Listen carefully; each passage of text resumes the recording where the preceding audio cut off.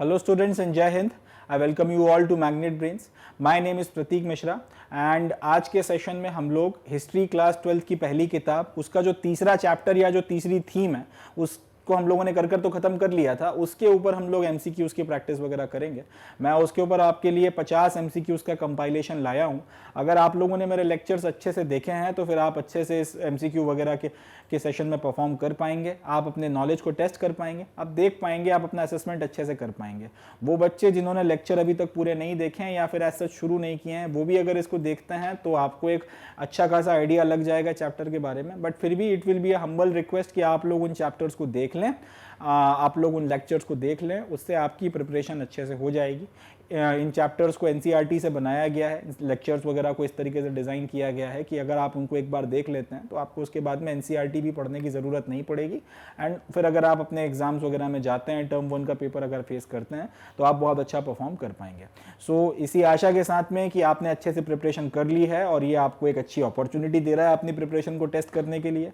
और जिन बच्चों ने अच्छे से प्रिपरेशन नहीं करी है उनको दो चीज़ें, एक फेयर अंडरस्टैंडिंग और आइडिया आपको चैप्टर के बारे में मिल जाए, plus a motivation to go and finish the chapter. इस पर्टिकुलर थॉट के साथ में हम लोग अपना एमसीक्यू का सेशन, अपनी एमसीक्यू की प्रैक्टिस शुरू कर रहे हैं for history class 12 book number 1 chapter number 3। चले तो अर्ली सोसाइटीज के ऊपर एमसीक्यूज शुरू करते हैं। पहला एमसीक्यू ये रहा। तो जो पहला क्वेश्चन है, who seized Draupadi by her hair and dragged her into the court. Draupadi को उसके बालों से पकड़कर कोर्ट में कौन ड्रैग कर कर लाया था? इसका जवाब हम सबको ही पता है, आसान सवाल है। दुशासन ने यह काम किया था, दुशासन ने यह कृत्य किया था और उसके बाद ही फिर महाभारत का जो युद्ध है उसकी सेंट्रल थीम रखी गई थी। पांडवों ने फिर प्रतिज्ञा वगैरह ली थी एंड ऑल दैट। तो क्वेश्चन नंबर 1 का सही जवाब क्या हो जाएगा? बी, दुशासन। चले अगला देखते हैं। The number of varnas into which shastras divided the society into। शास्त्रों ने सोसाइटी को कितने नंबर ऑफ वर्ण्स में डिवाइड किया है? Yet again an easy question. शास्त्रों ने वर्ण जो समाज को 4 वर्णों में डिवाइड किया है, 4 वर्ण्स, ब्राह्मण, क्षत्रिय, वैश्य एंड शूद्र, इन 4 वर्णों में डिवाइड किया है। तो सही ऑप्शन क्या हो जाएगा? Option C, that is 4। चले नेक्स्ट क्वेश्चन देखते हैं। According to the dash, the paternal estate was to be divided equally among the son after the death of the parents। According to dash, किसके अनुसार आपकी जो पैटर्नल एस्टेट है, आपके जो माता पिता की संपत्ति है, पारिवारिक संपत्ति है, उसको पेरेंट्स की मृत्यु के बाद में आपके जो बेटे हैं उनके बीच में इक्वली डिवाइड किया जाएगा। ये आपको किस पर्टिकुलर शास्त्र में या फिर किस आपके धर्म सूत्र में देखने के लिए मिलता है कि आपके अगर माता पिता की मृत्यु होती है तो उसके बाद में फिर उनकी जो प्रॉपर्टी है वो बेटों के बीच में, बच्चों के बीच में नहीं, बेटों के बीच में, क्योंकि लड़कियां इसमें शामिल नहीं थी, तो बेटों के बीच में बराबरी से बटेगी। इसका जवाब क्या हो जाएगा? मनुस्मृति। मनुस्मृति में ये आपको चीज देखने को मिलती है। इसमें कहा गया है कि अगर एक बार पिता की मृत्यु होती है या फिर पिता जब चल बसते हैं तो उसके बाद में उनकी प्रॉपर्टी को बेटों के बीच में बराबरी से बांटा जाएगा। मगर यहां पर भी एक टर्म है कि जो सबसे बड़ा बेटा है उसको थोड़ा सा स्पेशल शेयर मिलता था, इसके बाद जो बाकी बेटे थे उन सबके बीच में बराबर बराबर ये बांट दी जाएगी। तो इसका सही जवाब जो हो जाएगा क्वेश्चन नंबर 3 का, that will be C, Manusmriti. चल आगे बढ़ते हैं। 4th, marriage within a unit, a kin, caste और a group living in the same locality is called. अगर आप अपने किसी यूनिट में ही शादी करते हो, अब वो यूनिट कुछ भी हो सकती है, आपका किन ग्रुप यानी कि आपका खुद का कुटुंब हो सकता है, आपकी खुद की कास्ट हो सकती है, या फिर जिस इलाके में आप रह रहे हो उन्हीं लोगों के बीच में या उसी कबीले में अगर आपने शादी करी है, तो इस तरीके की शादी को क्या कहा जाता है? सवाल एक बार फिर से समझ लेते हैं। अगर आप कहीं पर रह रहे हैं और आप एक यूनिट का पार्ट हैं और उसी यूनिट में अगर आप शादी करते हैं, उसी यूनिट की किसी दूसरे व्यक्ति की बेटी को आप शादी कर लेते हैं, या फिर अपनी बेटी की शादी उसी यूनिट में किसी और व्यक्ति के साथ में आप कर देते हैं। अब ये यूनिट कुछ भी हो सकती है, आपका खुद का परिवार या फिर आपका खुद का कुटुंब हो सकता है, आपकी खुद की कास्ट हो सकती है, या फिर अगर आप किसी कबीले में रहते हैं तो वो ग्रुप हो सकता है जिसमें आप रह रहे हैं या जिनके साथ आप एक ही लोकेलिटी में रह रहे हैं। सवाल ये बनता है कि अगर आप ये करते हैं एक ही ये विद इन अ ग्रुप या फिर विद इन अ यूनिट अगर आप करते हैं शादी, तो इस शादी को क्या बोला जाता है? इसके बारे में भी हम लोगों ने बातचीत कर रखी थी कि इसको कहा जाता है एंडोगैमी।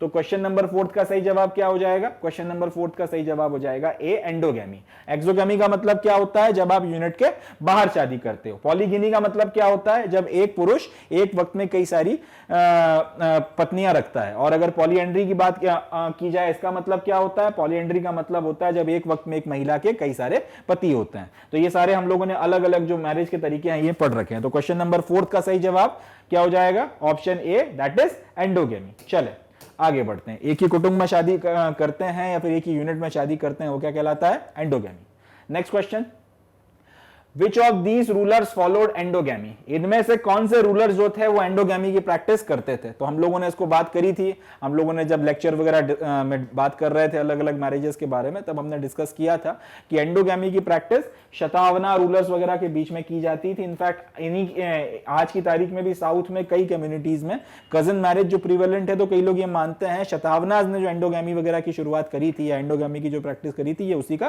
कंटिन्यूएशन है। ये बात हम लोगों ने जब लेक्चर था उसमें पढ़ रखी थी कि शतावनाज जो थे वो एंडोगैमी की प्रैक्टिस किया करते थे। तो क्वेश्चन नंबर 5 का सही जवाब क्या हो जाएगा? क्वेश्चन नंबर 5 का सही जवाब हो जाएगा ए। चले नेक्स्ट क्वेश्चन देखते हैं। Which of these was the wife of Pandavas? इनमें से कौन जो है वो पांडवों की पत्नी थी? बहुत आसान सवाल है, इसका सही ऑप्शन है सी, द्रौपदी। ज्यादा कुछ इसमें समझाने के लिए सच है नहीं। पांडवों की पत्नी कौन थी? द्रौपदी। तो C option is the right answer. अगला देखते हैं। Duryodhana and his brothers were known as, Duryodhana और उसके भाइयों को किस नाम से जाना जाता था? यट अगेन एक बहुत आसान सवाल है। इनको जाना जाता था कौरवों के नाम से, कौरवास के नाम से या कौरवों के नाम से इनको जाना जाता था। तो क्वेश्चन नंबर 7 का सही जवाब क्या हो जाएगा? क्वेश्चन नंबर 7 का सही जवाब हो जाएगा ऑप्शन ए। चले नेक्स्ट क्वेश्चन की तरफ बढ़ते हैं। Which of the following statement is are incorrect? Sorry, इनमें से हमको यह बताना है कि कौन सा स्टेटमेंट सही नहीं है। Which of the statement is are incorrect? पहला, Mahabharata a colossal epic has over 1 lakh verses. Mahabharata जो एक बहुत बड़ा एपिक है, इसमें लगभग 1 लाख के करीब वर्सेस हैं। ठीक बात, ये बात तो सच है कि हम लोगों को पता है आज की तारीख में महाभारत का जो प्रेजेंट वर्जन है इसमें लगभग 1 लाख के करीब वर्सेस आते हैं। चले, तो ये बात तो सही है। दूसरा, Pandavas emerge victorious in the battle, ये बात भी सच है। तीसरा, कन्यादान means gift of a daughter in a marriage, ये बात भी सच है। और चौथा है endogamy is a marriage outside the unit, ये स्टेटमेंट गलत है, क्योंकि हम लोगों ने अभी देखा था कि एंडोगैमी का मतलब क्या है? अगर आप अपनी यूनिट में शादी करते हो, अब वो यूनिट कुछ भी हो सकती है, आपका खुद का कुटुंब हो सकता है या किनफोल्क जिसको हम लोग इंग्लिश में कहते हैं, आपकी खुद की कास्ट हो सकती है, या फिर जिस इलाके में, जिस लोकेलिटी में, जिस कम्युनिटी में आप रह रहे हो, उस कबीले में आप शादी कर रहे हो, तो वो सारी की सारी चीजें एंडोगैमी में आ जाती हैं। इन लोगों ने उसका उल्टा ही बोल दिया है कि आप आउटसाइड अगर यूनिट शादी कर रहे हो तो वो एंडोगैमी कहलाता है, आउटसाइड अगर आप यूनिट शादी कर रहे हो तो उसको एक्सोगैमी कहा जाता है, एंडोगैमी नहीं कहा जाता। तो यह स्टेटमेंट गलत है। और क्योंकि हमको इनकरेक्ट पकड़ना है तो फिर क्वेश्चन नंबर 8 का जो सही जवाब हो जाएगा वो हो जाएगा डी। क्वेश्चन नंबर 8 का सही आंसर क्या हो जाएगा? Option number D, that endogamy is the marriage outside the unit. ये स्टेटमेंट गलत है। Endogamy is a marriage within the unit, exogamy is the marriage that is outside the unit. तो this is the right answer. चले आगे बढ़ते हैं। Who was the son of Hidimba and Bhima? फिर आसान सवाल है। हिडिंबा और भीम जो थे, इनके जो पुत्र हुआ था उसका नाम क्या था? सबको पता है इसका नाम घटोत्कच था। तो इसका सही जवाब हो जाएगा क्वेश्चन नंबर 9 का सही आंसर हो जाएगा सी घटोत्कच। चले अगला देखते हैं। The classification of people in the name of Gotras in Hindu religion was practiced from 1000 before common onwards by the, आपने लोगों को वर्ण व्यवस्था में डिवाइड किया था और कास्ट वगैरह के बेसिस पर डिवाइड किया था। इसके अलावा एक तरीके से और लोगों को क्लासिफाई किया जा रहा था, और वो क्लासिफिकेशन किसके बेसिस पर हो रहा था? गोत्र के बेसिस पर हो रहा था। हिंदू रिलीजन में 1000 बिफोर कॉमन एरा के आसपास से 1000 ईसा पूर्व के आसपास से आपको क्या देखने को मिलता है कि लोगों को गोत्रों के बेसिस पर क्लासिफाई किया जा रहा है। तो ये जो गोत्र के बेसिस पर क्लासिफिकेशन का जो प्रोसेस था, ये किन लोगों के द्वारा प्रैक्टिस किया जाता था? इसका जवाब क्या हो जाएगा? ब्राह्मण्स। हम लोगों ने ये देखा था कि गोत्रों के बेसिस पर जो क्लासिफिकेशन होता था, जनरल इन पर्टिकुलर ब्राह्मण्स को फॉलो करना होता था, और इन जनरल अगर आपके जो बचे हुए 3 वर्ण हैं वो उसको फॉलो कर सकते थे।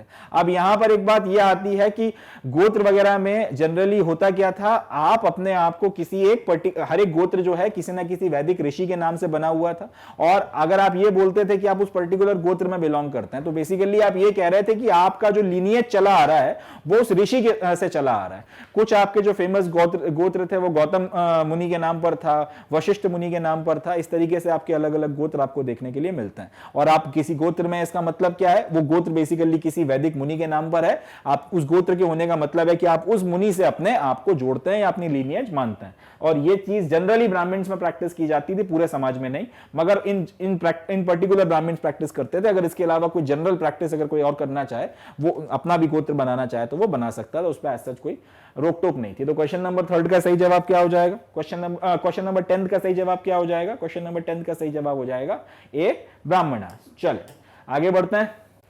Next question, dash contains vivid description of battles, forest, palaces and settlements. इनमें से किसमें बहुत शानदार या फिर बहुत डिटेल्ड और विस्तृत तौर पे डिस्क्रिप्शन आपको देखने के लिए मिलता है बैटल्स का, लड़ाइयों का या युद्धों का, फॉरेस्ट जंगल्स का, पैलेसेस यानी कि महलों का, और सेटलमेंट्स यानी कि रिहाइशों का?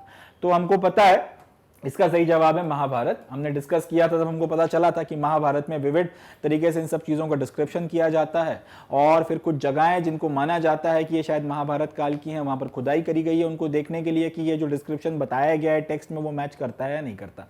तो क्वेश्चन नंबर 11 का जो सही जवाब हो जाएगा that will be C, Mahabharata. Mahabharata is the text जिसमें आपको इन सब चीजों का विविड डिस्क्रिप्शन देखने के लिए मिलता है। Question number 11 right option is the C option. अगला देखते हैं। नेक्स्ट क्वेश्चन आता है, Panini's Ashtadhyayi is a work on. तो इस पे भी हम लोगों ने बातचीत कर रखी है। क्वेश्चन क्या बोल रहा है कि पाणिनि ने किताब लिखी है अष्टाध्यायी, ये इनमें से किस चीज के ऊपर है, या फिर इसमें इनमें से क्या चीज डिस्कस की गई है? संस्कृत की ग्रामर, संस्कृत की हिस्ट्री, संस्कृत के मंत्र और संस्कृत के प्लेस। तो हम लोगों ने जब लास्ट लेक्चर देखा था हिस्ट्री क्लास 12 की पहली किताब, और उसका जो तीसरा चैप्टर है, उसका जो लास्ट लेक्चर जिसमें मैंने चैप्टर कंक्लूड किया था, जब हम लोग टाइमलाइन की बात कर रहे थे तब इसमें इसका जिक्र आया था। उसमें हम लोगों ने ये देखा था कि 500 बिफोर कॉमन एरा में पाणिनि ने संस्कृत में का जो ग्रामर है उसके ऊपर एक किताब लिखी थी जिसका नाम है अष्टाध्यायी। इनफैक्ट ये जो प्रैक्टिस है कि संस्कृत में, और संस्कृत से फिर बाद में वो हिंदी में देवनागरी में भी आ गई है, कि अगर किसी व्यक्ति का नाम लिखा जा रहा है तो उसमें जो छोटा शब्द है वो पहले आता है और बड़ा शब्द जो है बाद में आता है। जैसे कि अगर आप किसी के नाम के आगे श्री लगाते हो तो जनरली आपका नाम बड़ा होता है और श्री जो है एक छोटा सा उसके पहले प्रीफिक्स किया गया है। तो ये पाणिनि के नियमों के अनुसार है, संस्कृत में भी यही फॉलो होता है, और बाद में यही चीज जो है आपकी इसमें आ गई, देवनागरी के तहत हिंदी की व्याकरण या ग्रामर में आ गई है कि नाम अगर किसी का लिखा जा रहा है उसमें जो छोटा शब्द है वो पहले आएगा और बड़े शब्द जो है बाद में आएंगे। इसके सिर्फ 2 एक्सेप्शन है, पहला भगवान श्री कृष्ण का नाम है और दूसरा है अर्जुन का नाम। इनके नामों के आगे इनके जो नाम है उनमें बड़ा शब्द कई बार पहले भी आ जाता है, या इनके जो कई सारे नाम है उनमें से कई बार बड़ा शब्द पहले भी आ जाता है और छोटा शब्द बीच में आ जाता है। ये एक एक्सेप्शन है पाणिनि की संस्कृत की ग्रामर है उसका। बाकी सबके नामों में आपका जो छोटे शब्द हैं या छोटे जो आपके नाम के टाइटल का जो छोटे शब्द अक्षर हैं या छोटे शब्द हैं वो पहले आएंगे और बड़ा नाम बाद में आता है। या इसका एग्जांपल बता देता हूं, वासुदेव श्री कृष्ण।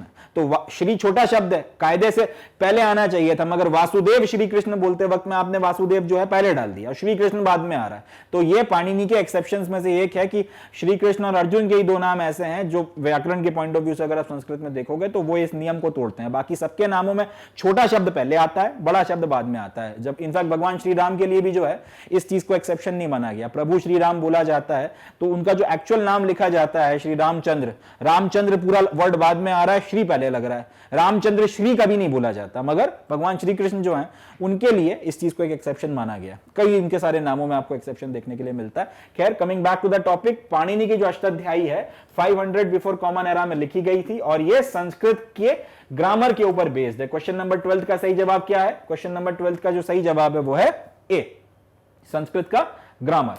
चले अगला क्वेश्चन देखते हैं। The earliest inscriptions were written on which material? जो सबसे शुरुआती इंस्क्रिप्शन या शिलालेख आपको देखने को मिलते हैं वो किस मटेरियल पे लिखे गए थे? Paper, metal, stones, would. तो ये तो हम लोगों ने चैप्टर 2 में भी पढ़ा था। पत्थरों के ऊपर जो है आपने सबसे पहले शिलालेखों को लिखा था, और सबसे पहला राजा जिसने शिलालेख यूज किए थे अपनी बात को कहने के लिए वो थे सम्राट अशोक। तो क्वेश्चन नंबर 13 का सही जवाब हो जाएगा option number C, that is stones. चले अगला देखते हैं question number 14। Which of the following statement is incorrect, याद रखिएगा करेक्ट नहीं पूछा गया, incorrect about the duties as laid down in Manusmriti for the Chandalas. Chandals के लिए मनुस्मृति ने जो ड्यूटीज वगैरह पूरी अपनी बनाई थी उनमें से 4 ड्यूटी यहां पे लिखी गई हैं। हमको ये बताना है कि कौन सी गलत है, इनमें से कौन सी जो है वो ड्यूटी नहीं है या फिर वो ड्यूटी नहीं थी जो मनुस्मृति में मेंशन की गई है। देखते हैं। They have to live on the outskirt of the village, ये बात तो सच है कि चांडालों को ये बोला गया था कि आप गांव के बाहर रहेंगे या शहरों के बाहर रहेंगे, आप शहरों में अपनी सेटलमेंट नहीं बता सकते, तो ये बात सही है, मनुस्मृति में बात कही गई है। They have to use discarded utensils, ये बात भी सच है कि आप लोगों के द्वारा छोड़े गए, जो डिस्कार्ड कर दिए गए, रिजेक्ट कर दिए गए बर्तन है, उसमें अपना काम चलाओगे। तीसरा, they were supposed to wear old clothes of the villagers and ornaments made from the shells, ये आधी बात सच है आधी बात गलत है। ये बात सच है कि उनको लोगों के द्वारा डिस्कार्ड किए गए पुराने कपड़े पहनने का ऑर्डर था या फिर उसमें ये बात कही गई थी, मगर साथ ही साथ ये बोला गया था कि आपको अगर ऑर्नामेंट पहनना है तो आप लोहे के बने हुए ऑर्नामेंट्स पहनोगे, आप आयरन के बने हुए ऑर्नामेंट्स पहनोगे, ना कि शेल्स के बने हुए। तो ये बात आधी सही है आधी गलत है। तो क्यों अब इस हिसाब से देखा जाए तो ये स्टेटमेंट आपका इनकरेक्ट हो जाता है, मतलब ये आपका सही ऑप्शन हो जाएगा। चौथा स्टेटमेंट भी देख लेते हैं। It was their duty to serve as executioners and dispose the bodies of those who had no relatives, अगर कोई ऐसा व्यक्ति है जिसका अपना कोई रिलेटिव नहीं है और उसकी मृत्यु हो गई तो उसकी जो बॉडी है उसका अंतिम संस्कार करने की जिम्मेदारी, और अगर किसी व्यक्ति को मृत्यु दंड दिया गया है तो वो मृत्यु दंड एग्जीक्यूट करने की जिम्मेदारी, जल्लाद के रूप में जो आप एक्ट करोगे उसकी जिम्मेदारी भी चांडालों पर डाली गई थी। ये बात भी सच है, तो मनुस्मृति में यह बात भी लिखी हुई है। जो सी स्टेटमेंट है वो आधा सच है और आधा गलत है। इसमें इनको यह बोला गया था कि आप लोगों के डिस्कार्डेड कपड़े पहनेंगे, मगर ऑर्नामेंट्स में क्या बोला गया था, आप लोहे के ऑर्नामेंट्स पहनेंगे ना कि शेल के ऑर्नामेंट्स पहनेंगे। तो ये जो है आपका स्टेटमेंट गलत हो जाता है, और क्योंकि हमको इनकरेक्ट स्टेटमेंट ही पकड़ना है तो हमारा जो सही आंसर हो जाएगा वो हो जाएगा या ऑप्शन नंबर सी, कि they were supposed to wear old clothes of the villages. यहां तक बात सच है, मगर and ornaments made from shells, ये बात गलत है। ये आयरन के ऑर्नामेंट्स की बात की गई थी, शेल्स के ऑर्नामेंट की बात नहीं की गई थी। अगला question, which of the following was one of the duties of Kshatriyas, इनमें से कौन सी जो है क्षत्रिय की एक ड्यूटी है, देख लेते हैं।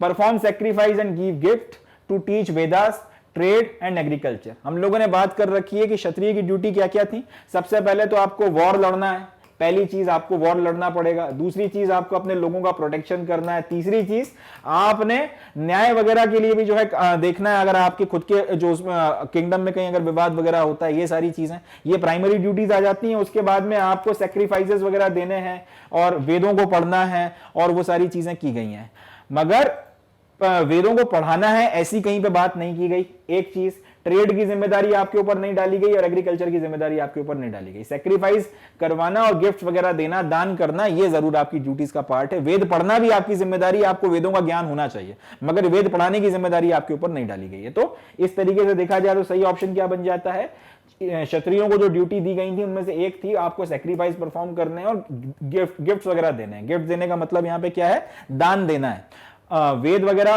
टीच करना इसलिए सही नहीं है, उनको यह बोला गया था कि आपको वेदों को पढ़ना है, आपको वेदों का ज्ञान होना चाहिए। यह कहीं नहीं बोला गया कि आपको वेदों को पढ़ाना है। दूसरा, ट्रेड और एग्रीकल्चर की बात की जाए तो ये तो वैश्य जो समुदाय है या फिर जो वैश्य वर्ण हुआ करता वर्ण है, इनकी जिम्मेदारी दी गई थी। तो इसका सही ऑप्शन क्या हो जाएगा, क्वेश्चन नंबर 15 का सही आंसर हो जाएगा option number A, perform sacrifice and give gifts. चले अगला देखते हैं। Which of the following strategies were evolved by Brahmanas to enforce the norms of Varna from 600 before Common Era to 600 Common Era? ब्राह्मणों ने जो अपना एक ऑर्डर बनाया था कि समाज को 4 वर्णों में डिवाइड किया जाएगा, इस व्यवस्था को लागू करवाने के लिए 600 बिफोर कॉमन एरा से 600 कॉमन एरा के जो 1000 साल गए हैं, इन 1000 सालों में ब्राह्मणों ने कौन सी स्ट्रेटेजी वगैरह को अडॉप्ट किया था अपना ये जो वर्ण की व्यवस्था थी, वर्ण व्यवस्था को लागू करवाने के लिए। हमको ये बताना है which of the following strategies were evolved by brahmanas to enforce the norms। ये जो वर्ण का ऑर्डर है इसको इंपोज करने के लिए ब्राह्मणों के द्वारा क्या स्ट्रेटेजी को अडॉप्ट किया गया था, हमको वो बताना है। पहला, Brahmanas used to emphasise that the varna system is divine, ये बात तो सच है, वो ये कहते थे कि ये ईश्वर का बनाया हुआ है इसलिए आपको पालन करना है। दूसरा, Brahmanas try to convince people that their occupation and status are determined by birth, ये बात भी सच है कि आपसे ये बोला गया था कि क्योंकि आप इस वर्ण में पैदा हुए हैं इसलिए इसका मतलब यह है कि आपने यही ऑक्यूपेशन करना है, इसी पर्टिकुलर ऑक्यूपेशन में आपको आगे बढ़ना है। तीसरा, Brahmanas advise the kings to ensure that people follow the norms of varna system within the kingdom, ये बात भी सच है कि ब्राह्मणों ने राजाओं से बोला था कि भाई ये आपकी जिम्मेदारी बनती है कि वर्ण व्यवस्था ढंग से फॉलो हो रही है कि नहीं हो रही है, ये आप इंश्योर करिए अपनी अपनी किंगडम में। तो तीनों बातें सच हैं। चौथा, ऑल ऑफ दीज, तो ये वाला स्टेटमेंट सही हो जाएगा क्योंकि तीनों बातें करवाई जा रही थी, ये स्ट्रेटेजी का पार्ट था, ये सारा काम साइमल्टेनियसली हो रहा था, तो D will be the right option, D will be the correct option. Question number 16 का सही जवाब क्या हो गया? डी। अगला देखते हैं। The Brahmanas considered some people as being outside the system by classifying certain social categories as, Brahmanas ने या फिर धर्मसूत्रों ने और धर्मशास्त्रों ने जो आपकी वर्ण व्यवस्था बनाई थी जिसमें 4 वर्णों की व्यवस्था की गई थी, कई सारे लोग ऐसे भी थे जिनको इस व्यवस्था के बाहर समझा जाता था, इस सिस्टम का पार्ट नहीं माना जाता था, तो उनके लिए या उन पर्टिकुलर सोशल कैटेगरीज के लिए या तो उन लोगों के लिए या फिर उन पर्टिकुलर कैटेगरीज के लिए कौन सा नाम इस्तेमाल किया जाता था, यह बताने के लिए कि ये जो है हमारी वर्ण व्यवस्था या 4 वर्णों की व्यवस्था का पार्ट नहीं है, हमको वो नाम बताना है। उसका सही जवाब क्या हो जाएगा? मलेच्छ। मलेच्छ का मतलब यह होता है कि आप इंडियन सब कॉन्टिनेंट के बाहर से आए हो, आप आउटसाइडर हो, आप इस वर्ण व्यवस्था का पार्ट नहीं हो, या फिर अगर इंडियन सब कॉन्टिनेंट में भी आप जंगलों में रहने वाले लोग हो, जिनको आज हम लोग आदिवासी वगैरह कहते हैं, आप अगर वर्ण व्यवस्था का पार्ट नहीं हो, उनके लिए भी ये टर्म ऐसा इस्तेमाल नहीं होता था। ये इस्तेमाल सिर्फ उन्हीं के लिए होता था जो इंडियन सब कॉन्टिनेंट के बाहर से हैं, या फिर जो आपका आर्यवर्त का जो इलाका बोला जाता था, इसके बाहर का अगर कोई व्यक्ति है और वर्ण व्यवस्था का पार्ट नहीं है, उसके लिए मलेच्छ शब्द का इस्तेमाल किया जाता था। बाद में जो इन्वेडर्स आए, जिन्होंने बाद में हमले वगैरह किए, दिल्ली सल्तनत बनी और वो सारी चीजें हुई, तब भी ये कहा जाता था कि मलेच्छ किंगडम है, मलेच्छों ने जो है अपनी जो व्यवस्था है उसको स्थापित कर लिया। तो मलेच्छ वर्ड जो है इसका मतलब ये होता था कि आप वर्ण व्यवस्था से बाहर के हैं, आपके ऊपर 4 वर्णों की व्यवस्था लागू नहीं होती। क्वेश्चन नंबर 17 का सही जवाब क्या हो जाएगा? क्वेश्चन नंबर 17 का सही जवाब हो जाएगा डी। अगला देखते हैं।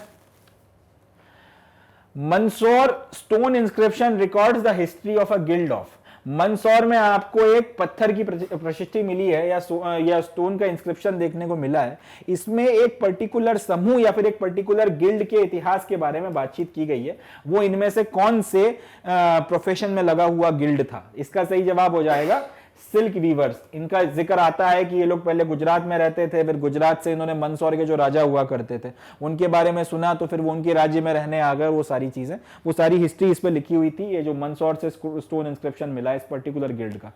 तो इसका सही जवाब हो जाएगा क्वेश्चन नंबर 18 का silk weavers. D option will be the correct option. अगला देखते हैं।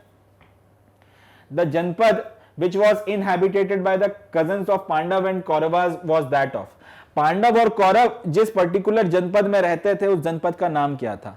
हमको यहाँ पे बेसिकली ये बताना है उस किंगडम का नाम क्या था जिसमें महाभारत के जो आपका महाभारत की जो कहानी की जो मेन फैमिली है वो रहा करती थी या फिर वो लोग रूल किया करते थे। इसका जवाब क्या हो जाएगा? कुरु। कुरु वंश बार बार जिक्र आता है, तो कुरु जनपद जो थी, वो जो किंगडम या अंपायर बनने की तरफ जा रही थी, उसकी जो रूलिंग फैमिली थी उनको भी कुरु वंश के नाम से जाना जाता है और उन्हीं के नाम से आपकी महाजनपद का नाम था। और कुरु वंश में फिर आपकी ये 2 फैमिलीज हो गई थी, एक धृतराष्ट्र की फैमिली थी जिनको कौरव के नाम से जाना जाता था और एक पांडु की फैमिली थी जिनको पांडवास के नाम से जाना जाता था। मगर ये लोग किस किंगडम में थे? ये कुरु किंगडम में थे या कुरु महाजनपद के पार्ट थे। और ये कुरु महाजनपद फिर बाद में आपका जो है पूरा का पूरा अंपायर बना और ये पूरा का पूरा महाजनपद भी जो है कुरु फैमिली के नाम से ही इसका नामकरण हुआ था, कुरु वंश जो बार बार आपको देखने को मिलता है। तो इसका सही जवाब क्या हो जाएगा क्वेश्चन नंबर 19 का? क्वेश्चन नंबर 19 का सही जवाब हो जाएगा डी ऑप्शन, कुरुस। चले अगला देखते हैं।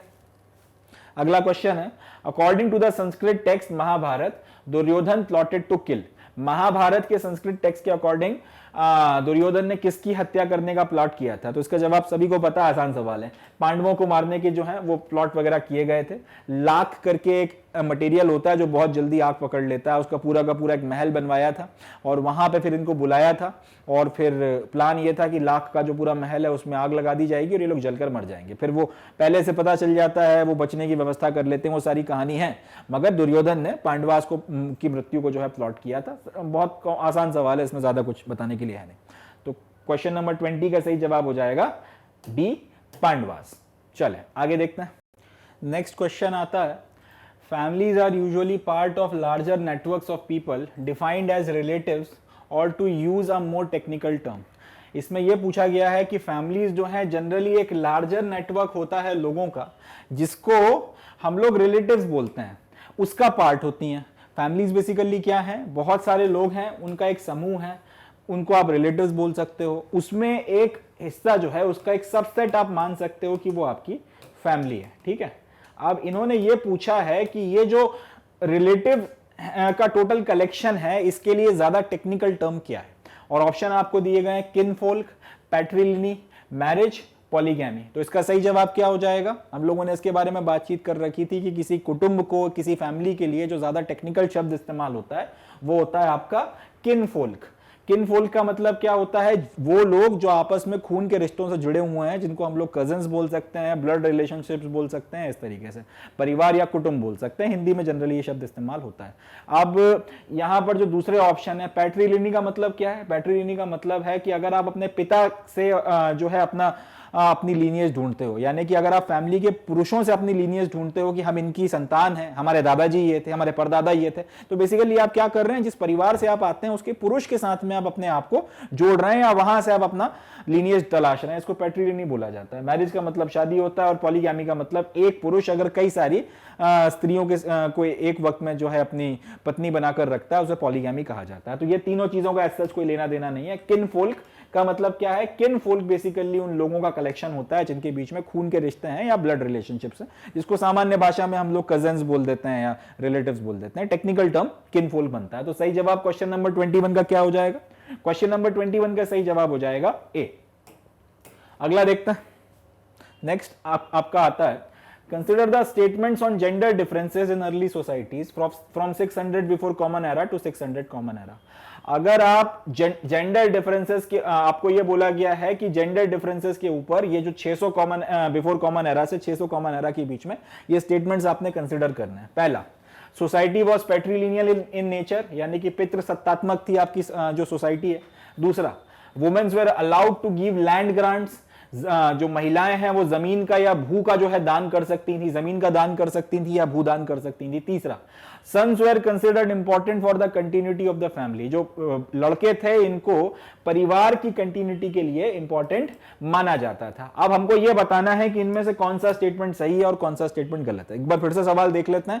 आपसे बोला गया है कि जेंडर डिफरेंस के ऊपर, जो लैंगिक आधार पर जो डिफरेंसेस किए जाते थे, महिला और पुरुष के आधार पर जो डिफरेंसेस किए जाते थे, कब से लेके कब तक? 600 बिफोर कॉमन एरा से लेके 600 कॉमन एरा के बीच में। कहां पर? आपकी शुरुआती या फिर अर्ली सोसाइटीज में। उसको लेके हम लोगों ने 3 स्टेटमेंट आपको दिए हुए हैं। अब इन 3 स्टेटमेंट्स को आप कंसीडर कर ये बताइए कि इनमें से कौन सा सही है, कौन सा गलत है। पहला स्टेटमेंट क्या है? Society was patrilineal in nature. ये बात सच है कि समाज जो था वो पितृसत्तात्मक था।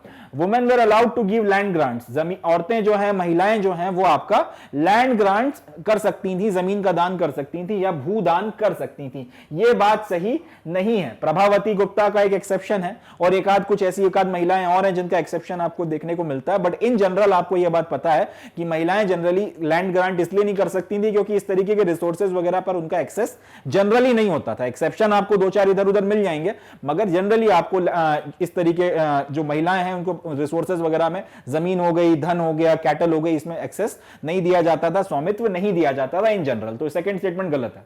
Sons were considered important for the continuity of the family. ये बात सच है कि लड़कों को जो है इंपॉर्टेंट माना जाता था, नहीं तो फिर वंश जो है आपका वो चलेगा नहीं, इस तरीके का थॉट प्रोसेस था। तो सेकंड स्टेटमेंट गलत है। हमको अब ये बताना है कि इन तीनों स्टेटमेंट्स में से कौन सा स्टेटमेंट सही है। तो अब हम लोग ये देख लेते हैं कि सेकंड ऑप्शन किस किस में आ रहा है। जिसमें सेकंड ऑप्शन आ रहा होगा वो आपका बाय डिफॉल्ट गलत हो जाएगा। तो ये आपका कटकर अलग हो गया। ओनली 1 सही हो नहीं सकता क्योंकि हमने देख लिया 1 और 3 सही है, और ऑल द अबव भी सच नहीं हो सकता। तो फिर आपके पास सी ऑप्शन बचता है। तो क्वेश्चन नंबर 22 का सही जवाब क्या हो जाएगा? Both 1 and 3। इसका सही ऑप्शन क्या बन गया? Both 1 and 3। तो क्वेश्चन नंबर 22 का सही ऑप्शन हो जाएगा बोथ 1 एंड 3। चले अगला क्वेश्चन देखते हैं। According to Shastras only dash could rule the country. शास्त्र के अनुसार अगर आप चलेंगे तो इनमें इन वर्णों में से कौन सा वर्ण जो है सिर्फ वही जो है देश के ऊपर रूल कर सकता है या राज कर सकता है। तो इसका जवाब है क्षत्रिय। शास्त्रों में लिखा गया है कि क्षत्रिय जो है अगर राजा हो तो ज्यादा बेटर है, या क्षत्रिय जो है उसके पास में रूल करने का अधिकार है। हालांकि अपन ने यह भी देखा था साथ में कि इस बात को बार बार तोड़ा गया है, लगातार आपको नॉन क्षत्रिय रूलर जो है देखने के लिए मिले हैं। इनफैक्ट कई सारे लोग जिनको आप शास्त्रों के पॉइंट ऑफ व्यू से मलेच्छ भी बोलते थे, तो वो भी जो है उन्होंने आके अपने रूल्स वगैरह स्टैब्लिश कर लिए। सबसे बढ़िया एग्जांपल आपके शाकास का है और दूसरा एग्जांपल आपके कुशाण वगैरह का। इनको आप मलेच्छ में काउंट करते थे, मगर इन्होंने भी अपने पावरफुल किंगडम्स बनाए। तो ऐसा नहीं है कि अगर एक जगह शास्त्रों में लिख दिया तो वो बात पत्थर की लकीर हो गई या लेटर एंड स्पिरिट में फॉलो हो रही है। शास्त्रों में इसको एक प्रिस्क्रिप्शन के तौर पर कहा गया था कि अगर क्षत्रिय रूल करेंगे तो ज्यादा बेटर रहेगा, या फिर अगर क्षत्रिय रूल करते हैं या उन्हीं के पास में रूल करने का अधिकार है। मगर हमने देखा है बार बार लोगों ने, जिनके पास में कुबत थी, जिनके पास में मादा था, जिनके पास रिसोर्सेस थे, जो खड़े हो सकते थे, डेयर कर सकते थे, बार बार नॉन क्षत्रिय किंग आपको बार बार देखने के लिए मिले। तो इसका सही जवाब हालांकि क्वेश्चन का क्या हो जाएगा, वो हो जाएगा बी क्षत्रिय। चले आगे बढ़ते हैं, मगर पॉइंट यह ध्यान रखना है कि पत्थर की लकीर नहीं थी, इसके एक्सेप्शंस आपको लगातार देखने को पूरे कालांतर में मिले। अगला, which of these was the wife of Pandavas. इनमें से कौन जो थी वो पांडवास की पत्नी थी। आसान सवाल है, इसमें ज्यादा कुछ नहीं है। द्रौपदी पांडवों की पत्नी थी। पॉलीएंड्री का प्रसंग आया था, डिटेल में हम लोगों ने डिस्कस किया है सारी बातें, तो ज्यादा कुछ इसमें समझाने के लिए है नहीं। क्वेश्चन नंबर 24, सही ऑप्शन क्या है, द्रौपदी। चले अगला देखते हैं। Consider the following statement regarding जातीज and social mobility. जाति और सोशल मोबिलिटी के ऊपर कुछ स्टेटमेंट दिए गए, उन्हें कंसिडर करिए। पहला, jatis like varna was based on birth. जैसे कि आपका वर्ण जन्म के ऊपर आधारित है, उसी तरह से जाति भी जो थी वो जन्म के ऊपर आधारित थी। सही बात है। Just like the varnas the number of jatis were fixed, कि जिस तरीके से वर्णों को आपका जो नंबर है वो फिक्स्ड है कि आपके समाज में 4 वर्ण होंगे और ये फिक्स हो गया, 4 से ना ज्यादा होंगे ना कम होंगे, उसी तरह से जातियों की जो संख्या थी वो भी फिक्स थी। ये बात गलत है। वर्ण सिर्फ 4 थे, मगर जाति आप जितनी चाहो उतनी बना सकते थे।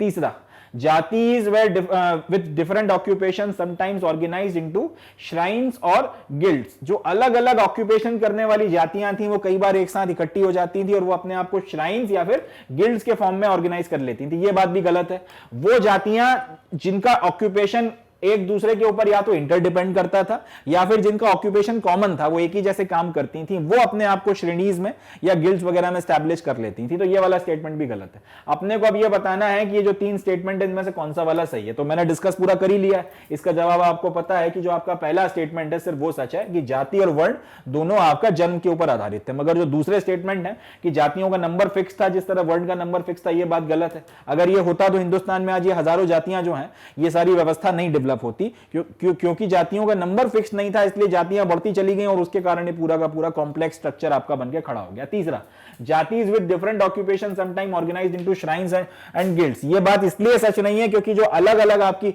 जातियां थी जिनके ऑक्यूपेशन या तो कॉमन थे या फिर वो ऐसे काम कर रही थी जो आपस में एक दूसरे के साथ जुड़े हुए थे, वो अपने आप को श्रेणीज या गिल्ड्स में स्टैब्लिश कर लेते थे, ना कि अलग अलग काम करने वाले। तो ये वाला स्टेटमेंट ऐसे गलत हो जाएगा।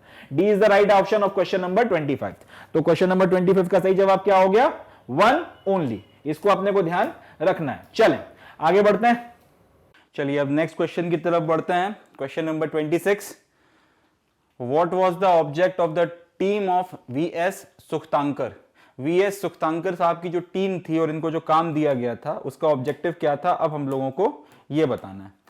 तो पहला है prepare critical edition of Mahabharata, दूसरा है translate Mahabharata in the English language, तीसरा है prepare critical edition of Manusmriti और चौथा है ट्रांसलेट मनुस्मृति इन तमिल। तो जिन लोगों को नहीं पता है, जिन लोगों ने वीएस सुख्तांकर साहब के प्रोजेक्ट के बारे में नहीं पता, उनके लिए बता रहा हूं। 1919 में वीएस सुख्तांकर साहब की अध्यक्षता में एक टीम बनाई गई और इन लोगों से यह बोला गया था कि आप लोग महाभारत का क्रिटिकल एडिशन बनाइए। क्रिटिकल एडिशन का मतलब यह होता है पूरे भारतीय उपमहाद्वीप में जहां जहां आपको महाभारत की संस्कृत में लिखी हुई पांडुलिपियां मिलती हैं, कश्मीर से लेकर कन्याकुमारी तक और बलूचिस्तान और इनफैक्ट उसके भी आगे से कहीं से लेकर आपको नॉर्थ ईस्ट तक, जहां जहां संस्कृत में लिखी हुई संस्कृत में लिखी हुई महाभारत की पांडुलिपियां आपको मिलती हैं, सब की सब इकट्ठी करिए, पहली चीज सबको आपस में कंपेयर करिए। और क्रिटिकल एडिशन का मतलब यह है कंपेयर करने के बाद में जो कॉमन वर्सेस सब में निकल कर आ रही है, सब में जो कॉमन श्लोक निकल कर आ रहे हैं, उन सारे श्लोकों का फिर आपने को कंपाइलेशन कर उनको पब्लिश करना है। 1919 में यह कार्यक्रम शुरू हुआ था और लगभग 47 ईयर्स तक ये चला, और सारी पांडुलिपियां कलेक्ट कर एनालाइज करने के बाद में जब आप लोगों ने कॉमन श्लोक छापे थे तो 13,000 पन्ने छापने पड़ गए थे और कई सारी वॉल्यूम छपी थी उस चीज की। तो ये आपका महाभारत का क्रिटिकल एडिशन बनकर तैयार हुआ था। किसकी अध्यक्षता में? वीएस सुक्तांकर साहब की अध्यक्षता में ये सारा का सारा काम हुआ था। तो अगर हमसे ये पूछा जाए कि वीएस सुक्तांकर साहब के टीम का ऑब्जेक्टिव क्या था, जवाब क्या हो जाएगा? पहला वाला ऑप्शन की prepare critical edition of Mahabharata. यहीं से एक और सवाल तैयार होता है कि महाभारत के क्रिटिकल एडिशन का मतलब क्या है। तो याद रखिएगा, महाभारत के क्रिटिकल एडिशन का मतलब है संस्कृत में जितनी पांडुलिपियां आपको मिली हैं महाभारत की और पूरे भारतीय उपमहाद्वीप में मिली हैं, उनमें जो कॉमन श्लोक सब में पाए गए उन सबको कंपाइल कर कंपेयर करने के बाद में अगर उनको पब्लिश किया गया है तो वो चीज आपकी क्रिटिकल एडिशन कहलाती है। तो क्वेश्चन नंबर 26 का सही ऑप्शन हो गया A. So A is the correct option कि इनकी टीम का objective was to prepare critical edition of Mahabharata. और क्रिटिकल एडिशन ऑफ महाभारत क्या होता है वो मैंने आप लोगों को बता दिया। तो अगर वो भी एक एमसीक्यू बन गया तो वो भी आप सॉल्व कर सकते हैं। तो कायदे से अपन लोगों ने इसमें एक की जगह 2 एमसीक्यू का नॉलेज हासिल कर लिया। चले अगला देखते हैं। Consider the following statement regarding gendered access to the property. अब हमको gendered access to the property यानी कि लैंगिक आधार पर प्रॉपर्टी के एक्सेस से रिलेटेड कुछ स्टेटमेंट्स दिए गए हैं, यानी कि महिला और पुरुष के आधार पर आपकी प्रॉपर्टी में आपका कितना एक्सेस था उसके बेसिस पे कुछ स्टेटमेंट दिए गए, वो हमको कंसिडर करने हैं और फिर उसके ऊपर हमको जवाब देना है। पहला statement, women had no right to the paternal estate, यानी कि आपकी पैतृक संपत्ति में महिलाओं का कोई अधिकार या कोई हक नहीं था, वो उसमें कोई अपना शेयर जो है वो नहीं मांग सकती थी, पहला। दूसरा है paternal estate was divided equally amongst son after the death of the parents, जब पेरेंट्स की मृत्यु हो जाती थी उसके बाद में आपका पैटर्नल एस्टेट जो है वो बेटों में बराबर बराबर बांटा जाता था। तीसरा, स्त्री धन could be inherited by the children and husband of the women, और तीसरा यह है कि जो स्त्री धन था वो महिला के बच्चों और पति के द्वारा इनहेरिट किया जा सकता था। ये 3 स्टेटमेंट अपने को दिए गए हैं। किसके ऊपर दिए गए हैं? Gendered access to the property, यानी कि लैंगिक आधार पर प्रॉपर्टी के लिए एक्सेस के ऊपर। अब हमको यह बताना है इनमें से कौन सा स्टेटमेंट सही है या कौन सा स्टेटमेंट सही नहीं है। देख लेते हैं। सबसे पहला, women had no right to paternal estate, ये बात सच है। जितना हम लोगों ने पढ़ा था, जनरली किसी महिला को अपनी पैतृक संपत्ति में, अपने पिता की संपत्ति में कोई अधिकार क्लेम करने, कोई अपना ओनरशिप क्लेम करने का कोई अधिकार या फिर राइट नहीं था। कुछ एक्सेप्शंस आपको देखने को मिल जाते हैं, मगर मोर और लेस ये प्रथा चल रही थी और ये आज तक फॉलो होता आ रहा है। आप हालांकि अब कानून बन गए इसके लिए कि महिलाएं भी कर सकती हैं एक्सेस, मगर जनरली हिंदू सोसाइटी इस तरह से ट्रेडिशनली थी कि बेटी का अपने माता पिता की संपत्ति पर, पैतृक संपत्ति पर ऐसा कोई अधिकार नहीं माना जाता था। पहला, तो ये स्टेटमेंट सही है। दूसरा हम लोग देख लेते हैं, paternal estate was divided equally among son after the death of the parents. ये स्टेटमेंट 50-50 की स्थिति में हमको रखना पड़ेगा। इसकी वजह यह है कि यह बात सच है कि जब माता पिता की मृत्यु होती थी तब आपका जो भी एस्टेट है उसको बराबर बराबर डिवाइड किया जाता था, मगर बराबर, और बेटों के बीच में डिवाइड होता था, मगर जो बड़ा बेटा था उसको थोड़ा सा एडिशनल शेयर दिया जाता था। तो अगर इस बात को कंसीडर किया जाए तो फिर उस केस में स्टैंडर्ड ये जो स्टेटमेंट है इसके बारे में हम लोग थोड़ा उहापोह की स्थिति में है, क्योंकि ये बात हम लोगों ने पढ़ी थी कि एक जो आपका अगर किसी माता पिता की मृत्यु होती है और उनके पास लेट से जमीन है और उनके 3 बेटे हैं, और तो इन 3 बेटों में ये जमीन बराबर बराबर बटेगी, मगर आपका जो बड़ा बेटा है उसको एक थोड़ा सा एडिशनल शेयर मिलेगा। लेट से कि ये जमीन है तो इसका थोड़ा सा एक बड़ा भूभाग जो है, थोड़ा सा एडिशनल शेयर जो है आपके बड़े बेटे को दिया जाएगा और उसके बाद के जो 2 बेटे हैं उनके बीच में बराबर बराबर ये बटेगी। तो देख लेते हैं ऑप्शन जैसे होंगे उसके बेसिस पे हम लोग देखेंगे कि ये पॉइंट इसमें कंसिडर करना है या नहीं करना है।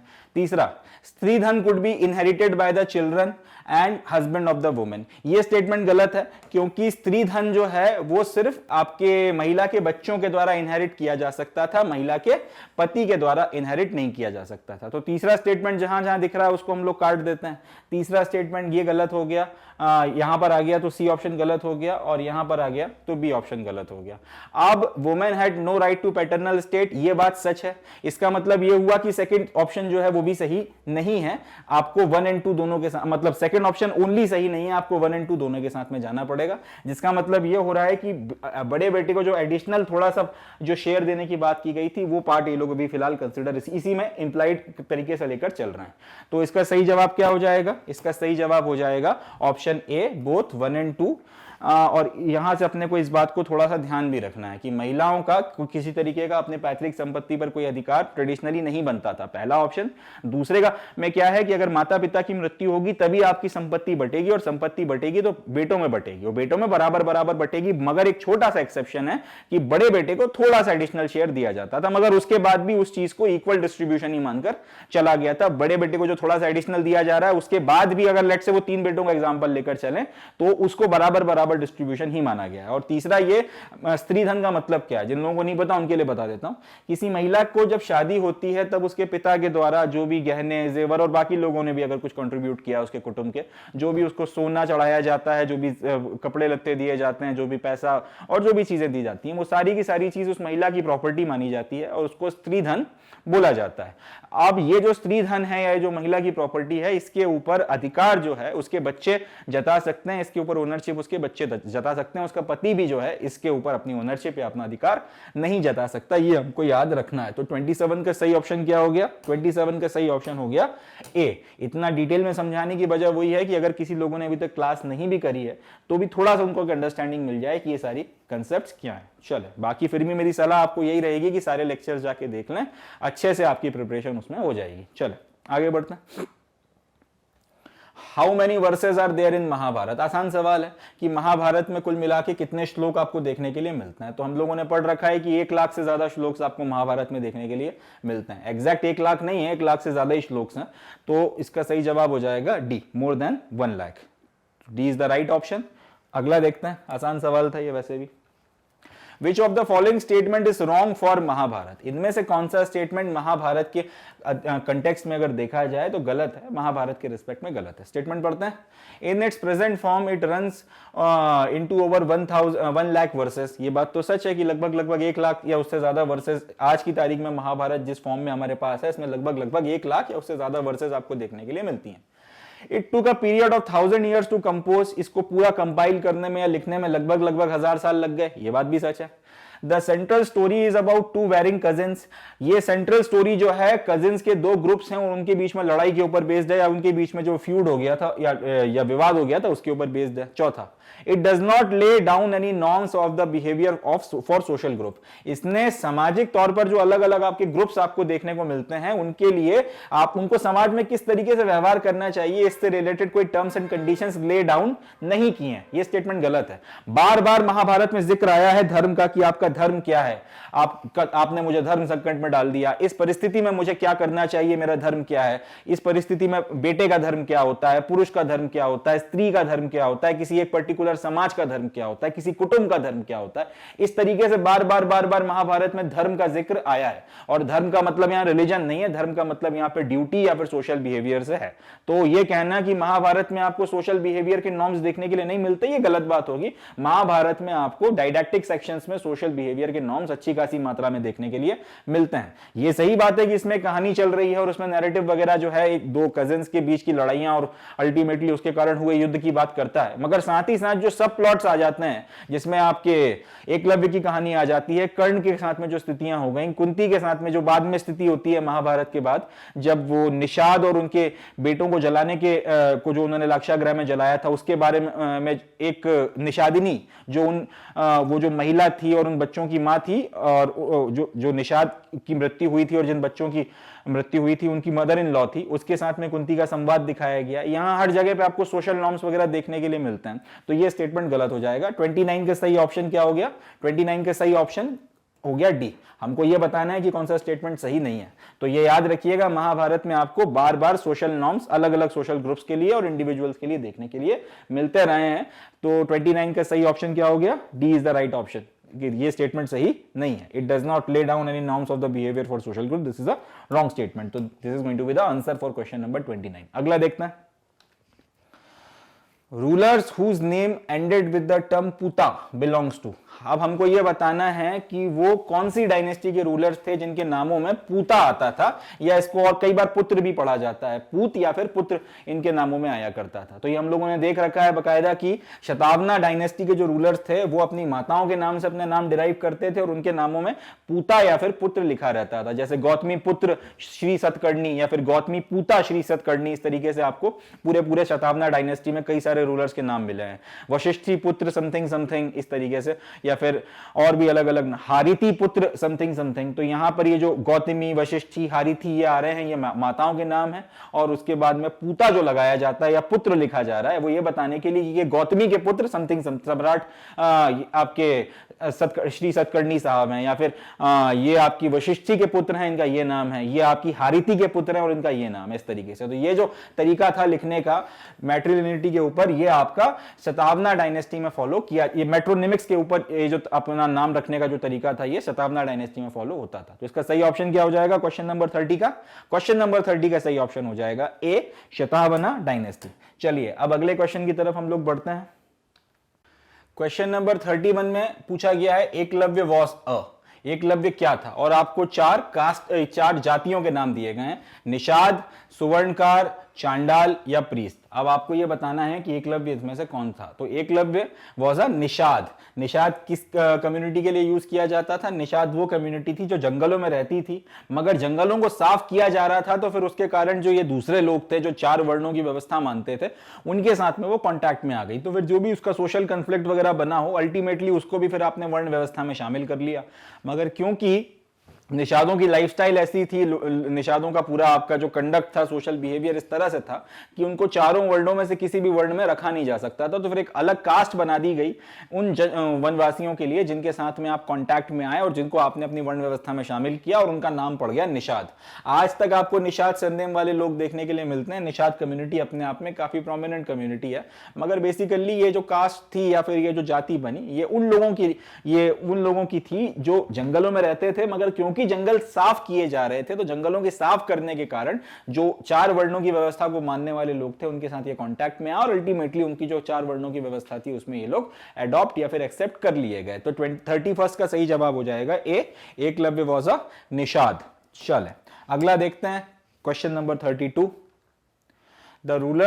The rulers whose name were derived from that of their mother were. अब हमको यह बताना है कि वो रूलर्स जिनके नाम उनकी माताओं के नाम से डिराइव किए गए थे। तो थोड़ी देर पहले एक सवाल आया था, उसमें मैंने जिक्र किया ही था कि शतावना रूलर जो थे उनके नाम अपनी माताओं के नामों से लिए गए थे। एक एग्जाम्पल भी दिया था, गौतमी पूता या गौतमी पुत्र श्री सतकर्णी। तो यहाँ पे ये पूरा नाम में उनका एक्चुअल नाम सतकर्णी है, श्री उनके नाम के आगे लगाया गया टाइटल है, और गौतमी पूता या गौतमी पुत्र जो लिखा जा रहा है वो इंडिकेशन है कि ये गौतमी के पुत्र हैं, गौतमी पुत्र श्री सतकर्णी। इसी तरीके से आपका वशिष्ठी पुत्र समथिंग, या इसी तरीके से आपका हारिति पुत्र समथिंग, ये अपने माताओं के नाम से डिराइव किए गए नाम माने जाते हैं। इसको मेट्रोनिमिक्स, ये जो तरीका है जब आप अपनी माताओं के नाम से अपने नामों को डिराइव करते हैं, इसको मेट्रोनिमिक्स बोला जाता है। तो इसका सही जवाब हो जाएगा शतावनास। शतावनास वो रूलर थे जो अपनी माताओं के नाम से अपने नाम डिराइव किया करते थे। क्वेश्चन नंबर 32 का सही ऑप्शन क्या हो गया? इसका सही ऑप्शन हो गया बी, शतावनास। चले अगला देखते हैं। The number of categories into which धर्मशास्त्रास and Dharmasutras divided the ideal occupations were। अब हमको यह बताना है कि धर्मसूत्र और धर्मशास्त्रों ने आइडियल ऑक्यूपेशंस को कितनी कैटेगरीज में डिवाइड किया था। आइडियल ऑक्यूपेशन का मतलब है किसी भी व्यक्ति को अगर अपने आप को सस्टेन करने के लिए खाना कमाना है, आपको आय अर्जित करनी है, तो उसके लिए कुछ काम करना पड़ेगा। तो वो जो काम आप कर रहे हो उसे ऑक्यूपेशन बोला जाता है। तो धर्मशास्त्रों ने हर एक वर्ण के लिए आइडियल ऑक्यूपेशंस बताए हैं। अब आपको यह बताना है कि कितने आइडियल ऑक्यूपेशंस बताएं। 4 वर्ण है तो 4 वर्णों के हिसाब से 4 आइडियल ऑक्यूपेशंस हो गए। तो इसका सही जवाब हो जाएगा 4, C is the right option. That is 4 ideal occupations आपको बताए गए थे। हर एक वर्ण के लिए एक आइडियल ऑक्यूपेशन था कि आप ये करोगे तो ठीक रहेगा। इसके अलावा हालांकि ऐसा नहीं था कि आप दूसरी चीजें करोगे तो रोक टोक लगी हुई है उसके ऊपर, मगर अगर आप इस वर्ण में पैदा हुए हो तो इस हिसाब से आपके लिए ये पर्टिकुलर ऑक्यूपेशन ठीक रहेगा, ऐसा धर्मशास्त्र बोला करते थे। तो इसका जो सही ऑप्शन हो जाएगा क्वेश्चन नंबर 33 का, वो हो जाएगा C option. That is 4 ideal occupation बताए गए। अगला देख लेते हैं question number 34। In which type of marriage does a woman have several husband. हमको ये बताना है कि आखिर इनमें से कौन सी मैरिज है जिसमें एक महिला के एक ही वक्त पे कई सारे पति होते हैं, ये हम लोगों को बताना है। तो इसका सही जवाब हम लोगों ने लास्ट लेक्चर जो पढ़ा था इस चैप्टर का, उसमें हमने इस प्रैक्टिस को डिटेल में डिस्कस किया था। इसका सही जवाब हो जाएगा पॉलीएंड्री। पॉलीएंड्री वो तरीका होता है, पॉलीएंड्री वो मैरिज की प्रैक्टिस होती है जिसमें एक महिला के एक ही वक्त पर एक से ज्यादा हस्बैंड होते हैं। और पॉलीएंड्री के अराउंड जो है हमने अपनी पूरी की पूरी जो सेंट्रल थीम है महाभारत की वो बनाई है, जिसमें द्रौपदी के एक ही वक्त पर 5 हस्बैंड हुआ करते थे। तो ये जो द्रौपदी और उसके 5 पतियों की बात की जा रही है, ये बेसिकली पॉलीएंड्री का एक एग्जाम्पल है।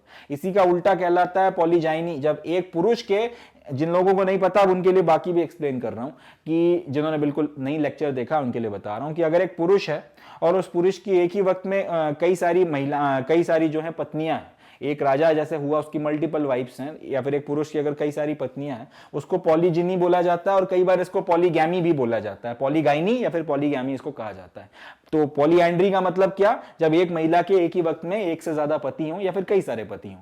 दूसरा पॉलीजिनी, इसका उल्टा हो जाता है जब एक पुरुष के एक ही वक्त में काफी सारी पत्नियां हों।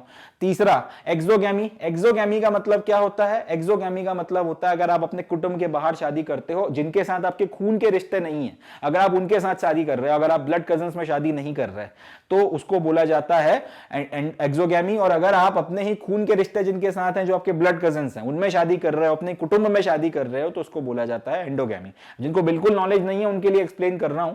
बाकी अपना जो क्वेश्चन था उसके पॉइंट ऑफ व्यू से देखा जाए तो वो महिला जिसके एक ही वक्त पे कई सारे पत्नी हैं, वो जिस प्रैक्टिस या जिस मैरिज की टाइप को प्रैक्टिस कर रही है, उसको हम लोग पॉलीएंड्री कहते हैं। 34 का सही जवाब क्या हो गया, 34 का सही जवाब हो गया डी ऑप्शन। आगे देखते हैं।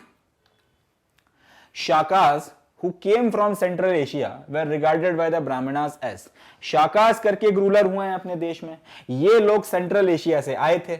अब ये जो सेंट्रल एशिया से आए हुए आपके शाका रूलर्स वगैरह थे, इनको ब्राह्मण क्या बोला करते थे, या फिर इनको एड्रेस करने के लिए ब्राह्मणों ने क्या नाम बनाया था। तो हम लोगों ने पढ़ रखा है कि इन लोगों के लिए जो नाम इस्तेमाल किया जाता था वो था मलेच्छ। मलेच्छ का मतलब होता है वो लोग जो इंडियन सब कॉन्टिनेंट के बाहर से आए हुए हैं, या फिर वो लोग जो आपकी 4 वर्णों की व्यवस्था को नहीं मानते या 4 वर्णों की व्यवस्था से बाहर हैं। उन सब के लिए जो वर्ड इस्तेमाल किया जाता था वो था मलेच्छ। वक्त के साथ में जब हम लोग आगे बढ़ते हैं, जब आपका मिडीवियल पीरियड आता है और लगातार हमले होते हैं, तब मलेच्छ वर्ड के साथ साथ एक और वर्ड इस्तेमाल होने लगता है, वो है यवन या फिर यवनी। अगर कोई पुरुष है तो उसके लिए यवन शब्द इस्तेमाल होने लगता है, और अगर महिला है तो उसके लिए यवनी शब्द इस्तेमाल होने लगता है। बेसिकली वो मलेच्छ वर्ड का या मलेच्छा वर्ड का जो है मॉडिफाइड फॉर्म था। इसका ये कोई डेरिगेटरी सेंस में इस्तेमाल हो रहा है ऐसा भी नहीं है, मगर हाँ कंडेमनेशन के सेंस में इस्तेमाल होता था। इसका मतलब ये बनता था कि भाई आप जो हो 4 वर्णों की हमारी जो व्यवस्था है, जिसे हम लोग सेक्रेड या अच्छा मानते हैं, आप उसके पार्ट नहीं हो, इसलिए हम लोग आपको मलेच्छ नाम से बुला रहे हैं। तो शाका रूलर्स वगैरह जो थे, इनको ब्राह्मणों के द्वारा मलेच्छ बोला जाता था। 35 का सही जवाब हो जाएगा सी ऑप्शन। चले, तो 35 का सी हो गया। नेक्स्ट क्वेश्चन की तरफ बढ़ते हैं। क्वेश्चन नंबर 36 में पूछा गया है, which of the following statement is correct about the classification of people in terms of gotra under Brahmanical practice around 1000 before common era onwards. समझते हैं। इसमें यह बोला गया है कि ब्राह्मणिकल प्रैक्टिस जो थी, जिसमें लोगों को गोत्र में डिवाइड करना शुरू किया गया या गोत्रों में क्लासिफाई करना शुरू किया गया, यह प्रैक्टिस लगभग 1000 बिफोर कॉमन एरा के आसपास से शुरू होती हुई दिखती है। अपने को 3 या 4 स्टेटमेंट दिए गए हैं गोत्रा के सिस्टम के बारे में। अपने को ये classification of people in the गोत्रा के बारे में जो 4 स्टेटमेंट दिए गए हैं, अपने को ये बताना है इनमें से कौन सा करेक्ट है या कौन सा करेक्ट नहीं है। बात समझ में आ गई? एक बार फिर से समझ लीजिए। 1000 बिफोर कॉमन एरा के आसपास ब्राह्मणों ने एक प्रैक्टिस शुरू करी, जिसमें ब्राह्मणों को इन जनरल और ब्राह्मणों को इन पर्टिकुलर और 4 वर्णों की व्यवस्था में बाकी लोग जो हैं उनको इन जनरल जो है गोत्रों में डिवाइड किया जाने लगा। ब्राह्मण्स में ये चीज खास तौर पे हो रही है, बाकी लोग भी करना चाहें तो कर सकते हैं, नहीं तो कोई बात नहीं। इस तरीके से गोत्रों की एक व्यवस्था बनाई गई। गोत्र सिस्टम में जो है आपने लोगों को डिवाइड करना शुरू किया। आप गोत्र का में जो डिवाइड करना शुरू किया, तो इसके भी अपने कुछ रूल्स एंड रेगुलेशंस थे। उससे रिलेटेड आपको कुछ स्टेटमेंट दिए गए हैं और आपको ये बताना है कि कौन से स्टेटमेंट सही है, कौन से स्टेटमेंट सही नहीं है। चले, पहला देख लेते हैं। After marriage women were expected to give up their fathers gotra. ये बात सच है कि शादी होने के बाद में एक लड़की से, एक महिला से एक्सपेक्ट ये किया जाता था कि वो अपने पिता के गोत्र को गिव अप कर दे और उसकी जगह पर वो अपने पति का जो गोत्र है उसको अडॉप्ट कर ले। तो पहला वाला जो स्टेटमेंट है वो सही है। दूसरा, they were supposed to adopt the gotra of their husband, ये बात भी सच है। शादी होने के बाद में एक महिला अपने पिता का गोत्र गिव अप कर देती थी और उसके बाद में वो अपने हस्बैंड के गोत्र में गिनी जाती थी। ये दोनों स्टेटमेंट सही है। तीसरा, another important rule was that the member of same gotra could not Mary. इसके बाद एक इंपॉर्टेंट रूल यह था कि अगर कुछ लोग जो हैं वो एक ही गोत्र को बिलोंग करते हैं तो वो आपस में शादी नहीं कर सकते। ये तो आज तक फॉलो हो रहा है। तो ये बात भी सही है कि गोत्र, अगर आप एक गोत्र के हो तो आपकी शादी आज भी नहीं होती, ये कस्टम आज तक माना जाता है। तो ये जो तीनों स्टेटमेंट जो है सही हैं। चौथा वाला स्टेटमेंट देख लेते हैं, ऑल ऑफ दीज। तो हमको ये बोला गया अपने को ये बताना है कौन सा स्टेटमेंट सही है। तो ये चारों के चारों जो स्टेटमेंट है सही है। 36 का अगर सही जवाब होगा वो क्या हो जाएगा, 36 का करेक्ट स्टेटमेंट हो जाएगा डी।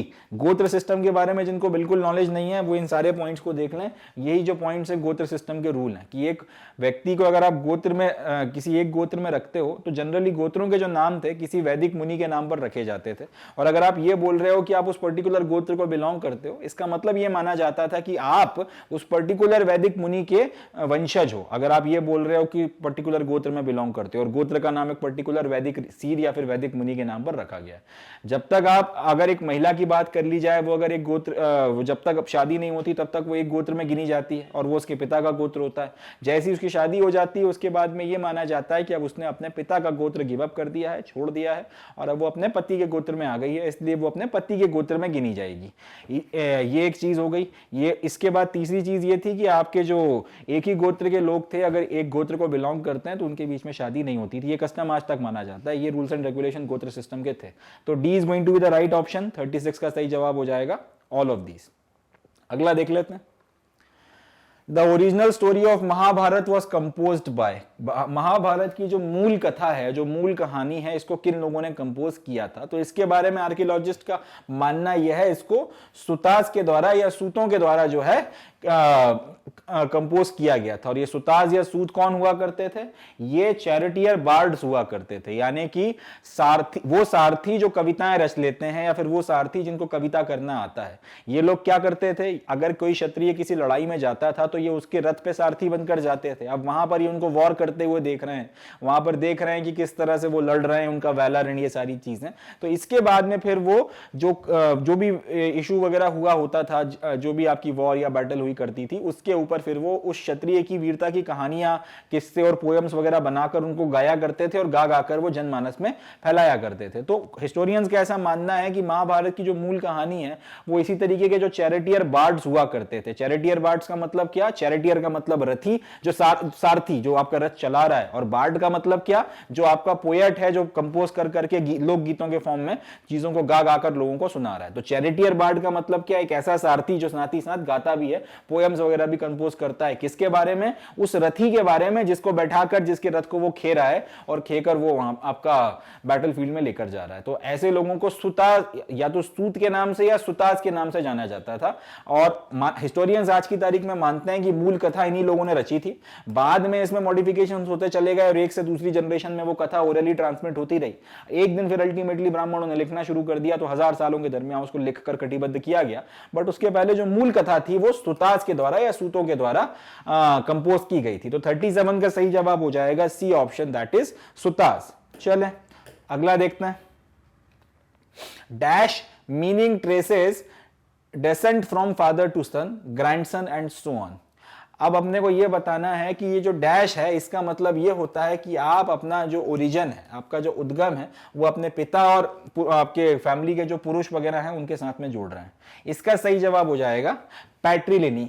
ये मैं थोड़ा सा समझा देता हूं।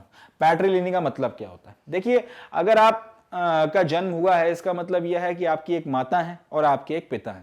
अब अगर आप चाहें तो अपना जो उद्गम है, अपना जो ओरिजिन है, वो अपनी माता की तरफ से भी जोड़ सकते हैं, वो अपने पिता की तरफ से भी जोड़ सकते हैं। अगर आप ये बोलें, अगर आप अपने ओरिजिन को अपने पिता की तरफ से जोड़ें और आप ये बोलें कि मेरे पिताजी का नाम सो एंड सो है, मैं इनका पुत्र हूं, मेरे दादाजी जो है वो सो एंड सो थे, और या फिर मेरे पिताजी के पिताजी सो एंड सो थे और वो मेरे दादाजी हैं, मेरे परदादाजी ये थे, उनके दादा उनके पिता ये थे, उनके पिता ये थे, इस तरीके तरीके से। तो आप जिनकी संतान हैं, जिस पुरुष की आप संतान हैं, अगर आप उनके साथ में या उनकी जो आपकी लीनिएज आ रही है उसके साथ में अपने अनुवंश को जोड़ते हैं, अपने वंश को जोड़ते हैं, अपनी अनुवांशिकता को उनके साथ में जोड़ते हैं, तो उसको बोला जाता है पैट्रिलिनिटी।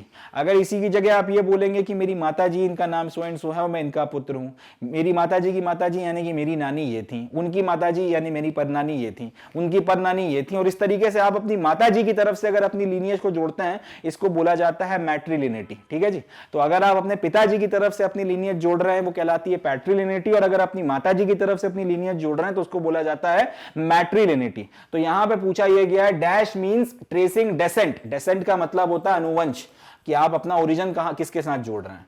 Tracing descent from father to son, grandson and so on, इसका जवाब क्या हो जाएगा? पैट्रिलिनिटी। पैट्रिलिनिटी में आप अपने पिता, आपके दादा और उनके दादा और इस तरीके से आप अपने जो भी परिवार है उनके पुरुषों के साथ में अपनी लीनिएज को जोड़ते हैं। इसका सही जवाब क्या हो गया? 38 का सही ऑप्शन हो गया B, patriliny is the answer. Patriliny is going to be the right answer for question number 38। Next देखते हैं, Which of the following statement is not correct regarding the duties of चांडालास? चांडालों के बारे में इनमें से कौन सी बात, या चांडालों की ड्यूटी के बारे में इनमें से कौन सी बात सही नहीं है? अब हमको पहले स्टेटमेंट देखना पड़ेंगे, फिर यह बताना पड़ेगा कि मनुस्मृति में चांडालों की जो ड्यूटी लिखी गई थी उनमें से इसमें से कौन सी बात सच नहीं है। देख लेते हैं। They have to live outside the village, ये बात सच है कि चांडालों को यह बोला गया था कि आप गांव या शहर जहां पे भी रिहाइश है उसके बाहर रहेंगे, शहर में अंदर नहीं रहेंगे आके। दूसरा, they had to use discarded utensils and wear clothes of dead and ornaments of iron, ये बात भी सच है कि उनको लोगों के द्वारा रिजेक्ट किए गए बर्तनों में खाना खाना था या बनाना था, वो लोगों के द्वारा डिस्कार्ड किए गए कपड़े पहनने थे, और अगर वो ऑर्नामेंट पहनना चाहते हैं, जेवर वगैरह पहनना चाहते हैं, तो उनको लोहे के बने हुए ऑर्नामेंट पहनना पड़ेंगे, इसके अलावा वो कोई और ऑर्नामेंट नहीं पहन सकते। तीसरा, they could walk about in cities and villages only at night, ये बात गलत है। They could walk about in villages and cities only at night, कि यानी कि वो गांव में और शहरों में सिर्फ रात के वक्त में ही घूम सकते थे, ये बात गलत है। इनके ऊपर ये रिस्ट्रिक्शन लगा हुआ था कि ये रात के वक्त में गांव और शहर में नहीं घूम सकते। अगर आपको गांव और शहर में आना है तो आप दिन के वक्त में ही आओगे, आप रात के वक्त में नहीं आओगे। तो ये स्टेटमेंट गलत है। और चौथा, they had to dispose the bodies of those who had no relatives, अगर कोई व्यक्ति है जिसका अपना कोई रिश्तेदार नहीं और उसकी मृत्यु हो गई तो उसकी डेड बॉडी का अंतिम क्रिया करने की जिम्मेदारी भी आपके चांडालों के ऊपर आती थी, ये बात भी सच है। तो अपना जो तीसरा स्टेटमेंट है वो सही नहीं है। चांडालों की जो ड्यूटीज वगैरह लिखी गई थी उसमें यह कहा गया था कि भाई अगर आपने शहर में आना है या फिर आपने गांव में आना है, आप दिन के वक्त में आएंगे, आप रात के वक्त में नहीं आएंगे। यहाँ स्टेटमेंट क्या लिखा हुआ है? यहाँ लिखा हुआ है दे could walk about in villages and cities only at night, यानी कि ये लोग सिर्फ रात के वक्त में आ सकते हैं। मतलब जो ड्यूटी दी गई थी उसकी ऑल टुगेदर अलग बात की गई है, और अपने को यही बताना है कि which of the following statement is not correct regarding the duties of Chandalas. तो उस हिसाब से देखा जाए तो आपका C is going to be the right answer. 39 का सही ऑप्शन बन जाएगा सी। देखिए, they could walk about in village and cities only at night, ये गलत स्टेटमेंट है, so this is going to be the right answer. चले अगला देख लेते हैं। The Mahabharata was compose in which period? अब हमको यह बताना है कि महाभारत को कंपोज किस पीरियड में किया गया। तो इसका सही जवाब क्या हो जाएगा?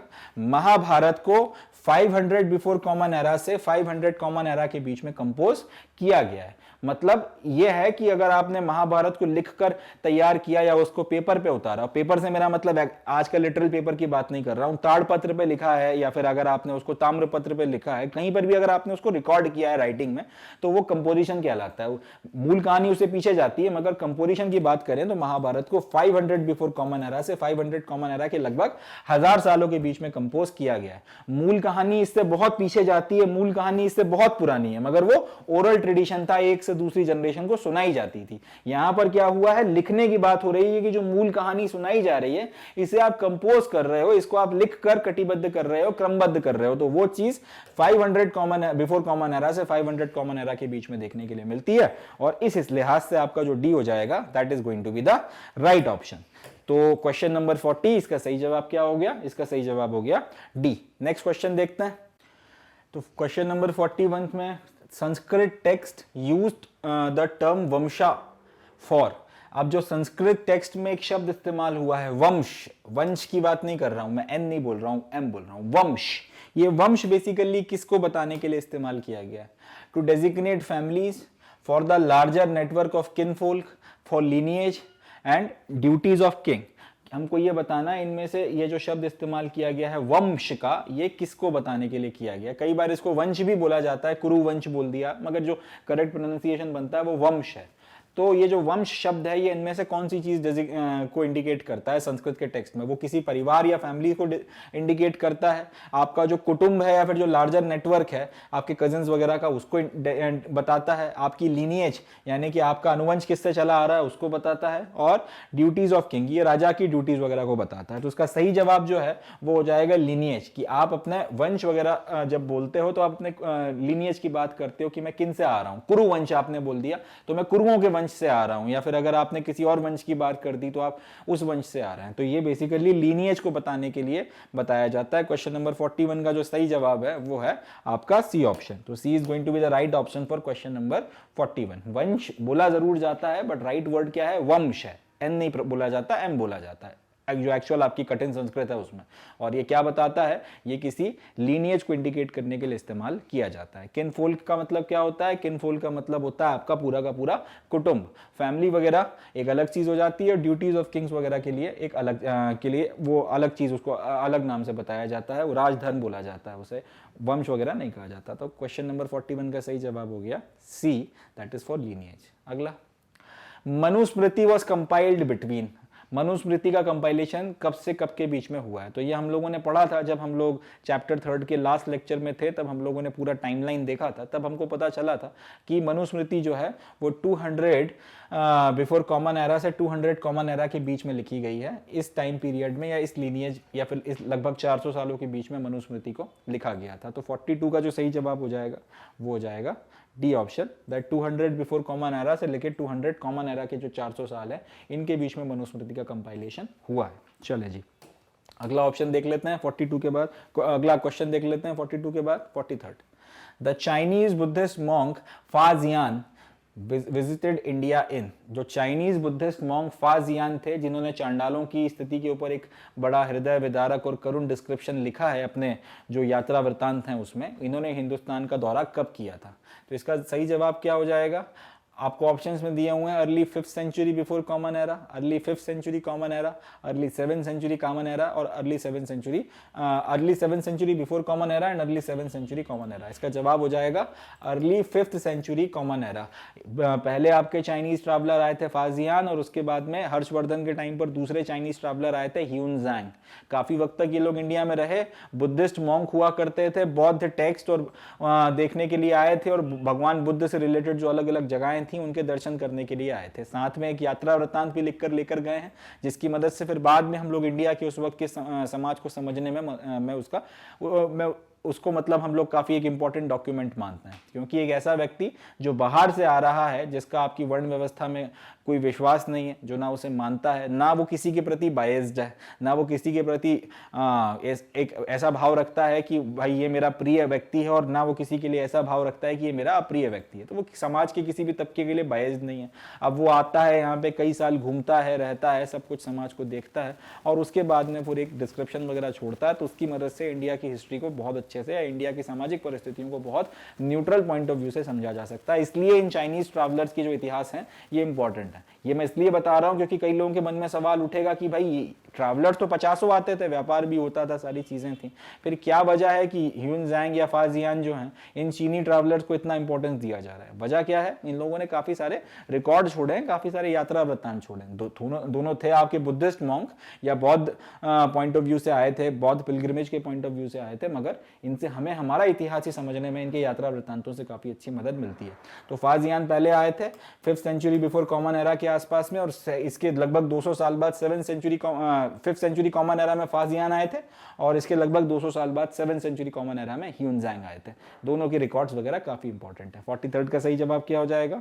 43 का सही जवाब हो जाएगा B option, early 5th century common era. चले अगला, the archaeologist who excavated a village named Hastinapur in Meerut. वो आर्कियोलॉजिस्ट जिसने मेरठ के पास में एक गांव पड़ता है हस्तिनापुर, उसका एक्सकवेशन किया था, मतलब वहां पे खुदाई वगैरह कर कर आर्कियोलॉजिकल पॉइंट ऑफ व्यू से वहां पे महाभारत के रिलेटेड एविडेंसेस वगैरह तलाशने की कोशिश की थी। उस आर्कियोलॉजिस्ट, उस पुरातत्ववादी का नाम क्या था? पुरातत्ववादी का नाम या फिर उस आर्कियोलॉजिस्ट का नाम था बीबी लाल, याद रखिएगा। बीबी लाल साहब ने जो है यहाँ पर खुदाई वगैरह करी थी और इसके बाद में उन्होंने यहाँ 5 लेयर्स इनको मिली थी, उसमें से 2 लेयर्स वगैरह के बारे में हम लोगों ने एनसीईआरटी में पढ़ा भी है और बाकी सारी बातें। मगर सही जवाब क्या हो जाएगा इसका? 44th का सही ऑप्शन हो जाएगा ए ऑप्शन, दैट इज बीबी लाल। चलें अगला देखते हैं। 44th के बाद नेक्स्ट क्वेश्चन आता है, Sutta Pitaka is a religious text of. Sutta Pitaka जो है ये इनमें से किस धर्म के मानने वालों के लिए एक धार्मिक ग्रंथ है, ये हमको बताना है। पहले हिंदू, दूसरे जैन, तीसरे बुद्धिस्ट और चौथे हैं ज्यूज या फिर यहूदी। तो सही जवाब क्या हो जाएगा? बुद्धिस्ट। बुद्धिस्ट के जो टेक्स्ट हैं उनको त्रिपिटक बोला जाता है। इसमें एक सुत्त पिटक है, एक विनय पिटक है और एक अभिधम्म पिटक है। तो बुद्धिस्ट जो हैं उनके जो रिलीजियस टेक्स्ट हैं इनको पिटक के नाम से जाना जाता है। इनफैक्ट त्रिपिटक यानी कि 3 पिटक के नाम से जाना जाता है, सुत्त पिटक, विनय पिटक और अभिधम्म पिटक, ये याद रखिएगा। तो इन जनरल किसी के आगे अगर पितक लग जाता है या पिताका जैसे अंग्रेजी में लिखा गया, मतलब वो बुद्धिस्ट टेक्स्ट है और बहुत हाई प्रोबेबिलिटी है कि उसको पाली भाषा में लिखा गया होगा। ये 2-3 बातें हैं, याद रखिएगा यहाँ से। बुद्धिस्ट टेक्स्ट जनरली पाली भाषा में लिखे जाते थे, संस्कृत में भी लिखेगा ऐसा नहीं है, बाद में संस्कृत में भी लिखेगा, बट जनरल जो शुरुआती बुद्धिस्ट टेक्स्ट हैं पाली भाषा में आपको देखने के लिए मिलते हैं या प्राकृत में थोड़ा बहुत देखने के लिए मिल जाते हैं। प्रीडोमिनेटली पाली में काफी मात्रा में लिखे गए। दूसरी बात ये कि इनके नामों के आगे पितक लग जाता है। 3 मेन है, 3 मेन जो त्रिपिटक है, सुत्त पिटक, विनय पिटक, अभिधम्म पिटक, ये अपने को ध्यान रखना है। और ये किसके आपके सीक्रेट टेक्स्ट हैं? बुद्धिस्ट के। तो 45th का सही जवाब क्या हो जाएगा? 45th का सही जवाब हो जाएगा सी ऑप्शन। चले अगला देख लेते हैं। नेक्स्ट क्वेश्चन आता है 46 वाला। नेक्स्ट क्वेश्चन आता है question number 46, who won the battle of Mahabharata. आसान सवाल है, महाभारत की लड़ाई किसने जीती थी? सबको पता है, पांडवाज ने इसको जीता था। बहुत कॉमन क्वेश्चन है, it's not a big deal, तो इसमें ज्यादा कुछ समझाने के लिए है नहीं। क्वेश्चन नंबर 46 का सही जवाब क्या हो गया? क्वेश्चन नंबर 46 का सही जवाब हो गया पांडवाज।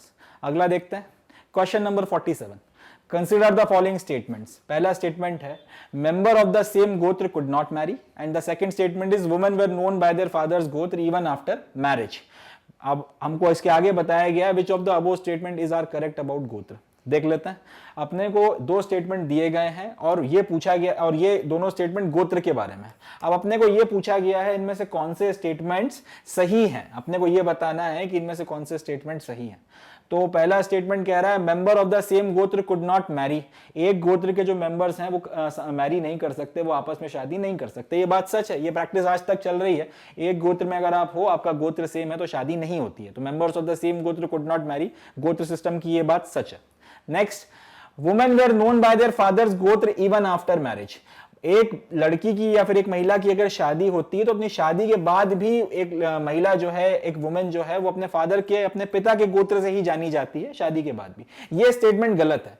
जनरल प्रैक्टिस ये है कि अगर किसी महिला की शादी हुई है तो गोत्र सिस्टम में ये माना जाता था या फिर ये एक्सपेक्टेड था कि जब तक आपकी शादी नहीं हुई है किसी भी महिला की, तब तक आपका जो गोत्र है वो वही रहेगा जो आपके पिता का गोत्र है। मगर जैसे ही आपकी शादी हो जाती है तो फिर आपका गोत्र वो हो जाएगा जो आपके पति का गोत्र है। या फिर ऐसा माना जाएगा कि जैसे ही आपकी शादी हुई, आप ये माना जाएगा कि लड़की ने या महिला ने अपने पिता का गोत्र जो है वो गिव अप कर दिया, उसे छोड़ दिया, और अपने पति का गोत्र जो है उसको एक्सेप्ट कर लिया, उसे अडॉप्ट कर लिया। और इसी के अनुसार फिर जो है अब उसको आने वाले वक्त में जाना जाएगा, इसी गोत्र के साथ में या फिर इसी गोत्र का पार्ट उसे माना जाएगा। इसके एक्सेप्शंस हैं, मैं इस बात से इनकार नहीं करता कि इसके एक्सेप्शंस नहीं है। कई सारी महिलाओं ने शादी के बाद भी अपने पिता के गोत्र का जो नाम था उसे गिव अप नहीं किया था, मगर वो सिर्फ कुछ आपके अपवाद स्वरूप या कुछ एक्सेप्शंस आपको देखने को मिलते हैं। जनरल प्रैक्टिस यही थी कि महिला की शादी हुई तो अपने पिताजी का जो गोत्र है वो उसे गिव अप करेंगी और अपने हस्बैंड का जो गोत्र है वो उसको एक्सेप्ट कर लेंगे। तो उस लॉजिक के बेसिस पर देखा जाए तो आपका सेकंड स्टेटमेंट गलत है, एंड इस हिसाब से आपका जो सही ऑप्शन बन जाएगा वो बन जाएगा 1 ओनली। पहला जो आपका स्टेटमेंट है सिर्फ गोत्र सिस्टम के बारे में, वो सच है। इसी से एक एनेक्डोट है, ये मैं आप लोगों से शेयर करूंगा कि आपकी जो रानी लक्ष्मीबाई हैं, शादी के पहले उनका भी जो नाम था वो कुछ और था, और शादी होने के बाद में ये गोत्र सिस्टम के कारण ये प्रैक्टिस पूरी डेवलप हो गई थी कि आपका नाम चेंज किया जाता था लड़कियों का, तो उनका नाम जो है वो बदला गया था। शादी के पहले जो रानी लक्ष्मीबाई हैं उनको मणिकर्णिका के नाम से जाना जाता था, ये उनका एक्चुअल नाम है मणिकर्णिका, और उनको शॉर्ट में मनु बोला जाता था अपने उनके जो नियर एंड डियर वंस थे उनके द्वारा। जब शादी हुई उसके बाद में फिर उनका नाम जो है चेंज कर कर, गंगाधर राव के साथ में शादी होने के बाद में, राजा गंगाधर राव के साथ शादी हुई, उसके बाद में उनका नाम चेंज कर कर मणिकर्णिका से लक्ष्मीबाई किया गया, और क्योंकि रॉयल फैमिली में शादी हुई थी तो नाम के आगे रानी लग गया, इस तरह से उनका नाम रानी लक्ष्मीबाई हो गया। अब अगर आप ये प्रैक्टिस की बात कर लो कि एक महिला का जो नाम चेंज होता था शादी के बाद में, ये भी गोत्र सिस्टम से आप ट्रेस कर सकते हो, कहीं ना कहीं गोत्र सिस्टम के को जब आप तलाशोगे या फिर इसको जब स्टडी करोगे तो ये प्रैक्टिस भी कि महिला का नाम चेंज होगा शादी के बाद में, ये गोत्र सिस्टम से जाकर जुड़ती है, और रानी लक्ष्मीबाई इसका एक अच्छा एग्जांपल हो सकती है। तो क्वेश्चन नंबर 47 का सही जवाब जो है वो ए हो गया। तो सही ऑप्शन क्या हो गया, सही आंसर क्या हो गया, ओनली 1। चले अगला देखते हैं।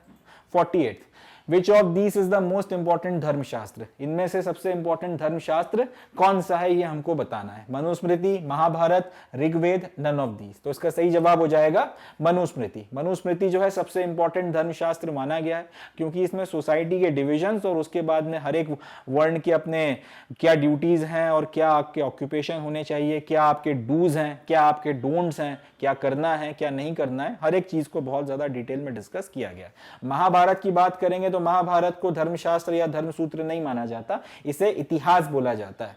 ऋग्वेद की बात की जाएगी तो वो 4 वेदों का पार्ट है, उसका धर्म सूत्रों से, धर्मशास्त्रों से कोई लेना देना नहीं है, और नन ऑफ दीज भी ऑप्शन नहीं हो सकता। तो सही जवाब क्या हो जाएगा, मनुस्मृति। याद रखिएगा, वेदों को, ऋग्वेद हो, सामवेद हो, यजुर्वेद हो या फिर अथर्ववेद हो, 4 वेदों को आप कभी भी धर्म शास्त्रों में या धर्म सूत्रों में नहीं गिनते हैं, वो इनसे ऊपर है। इसके बाद आपका रामायण और महाभारत की बात आ जाती है, तो इसके लिए जो शब्द इस्तेमाल किया गया है वो इतिहास है, इसको भी धर्म सूत्रों में या धर्म शास्त्रों में नहीं गिना जाता।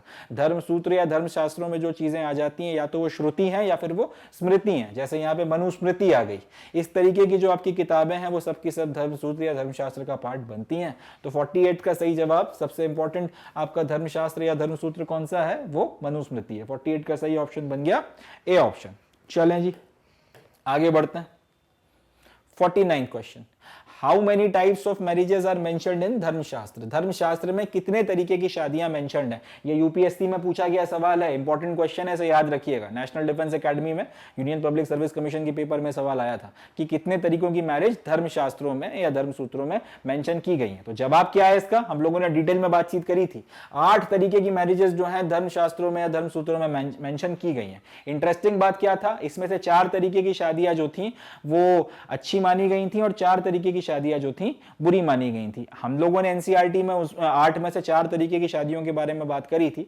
4 में से 2 आपकी एक्सेप्टेबल शादियां थी, एक एवं थी कि आप चलिए नाक मुंह बनाते हुए एक्सेप्ट कर लेंगे, और एक शादी अनएक्सेप्टेबल थी या उसको अच्छा नहीं माना जाता था। तो वो 4 हम लोगों ने एग्जांपल्स डिस्कस किए थे। तो आप जब देखते हैं शादी करने के कितने तरीके आपको देखने को मिलते हैं धर्मशास्त्रों के अनुसार, 8 तरीके आपको देखने के लिए मिलते हैं। तो 49 का सही जवाब क्या हो जाएगा, 49 का सही जवाब हो जाएगा 8 या फिर ऑप्शन ए। चलें जी नेक्स्ट क्वेश्चन की तरफ बढ़ते हैं।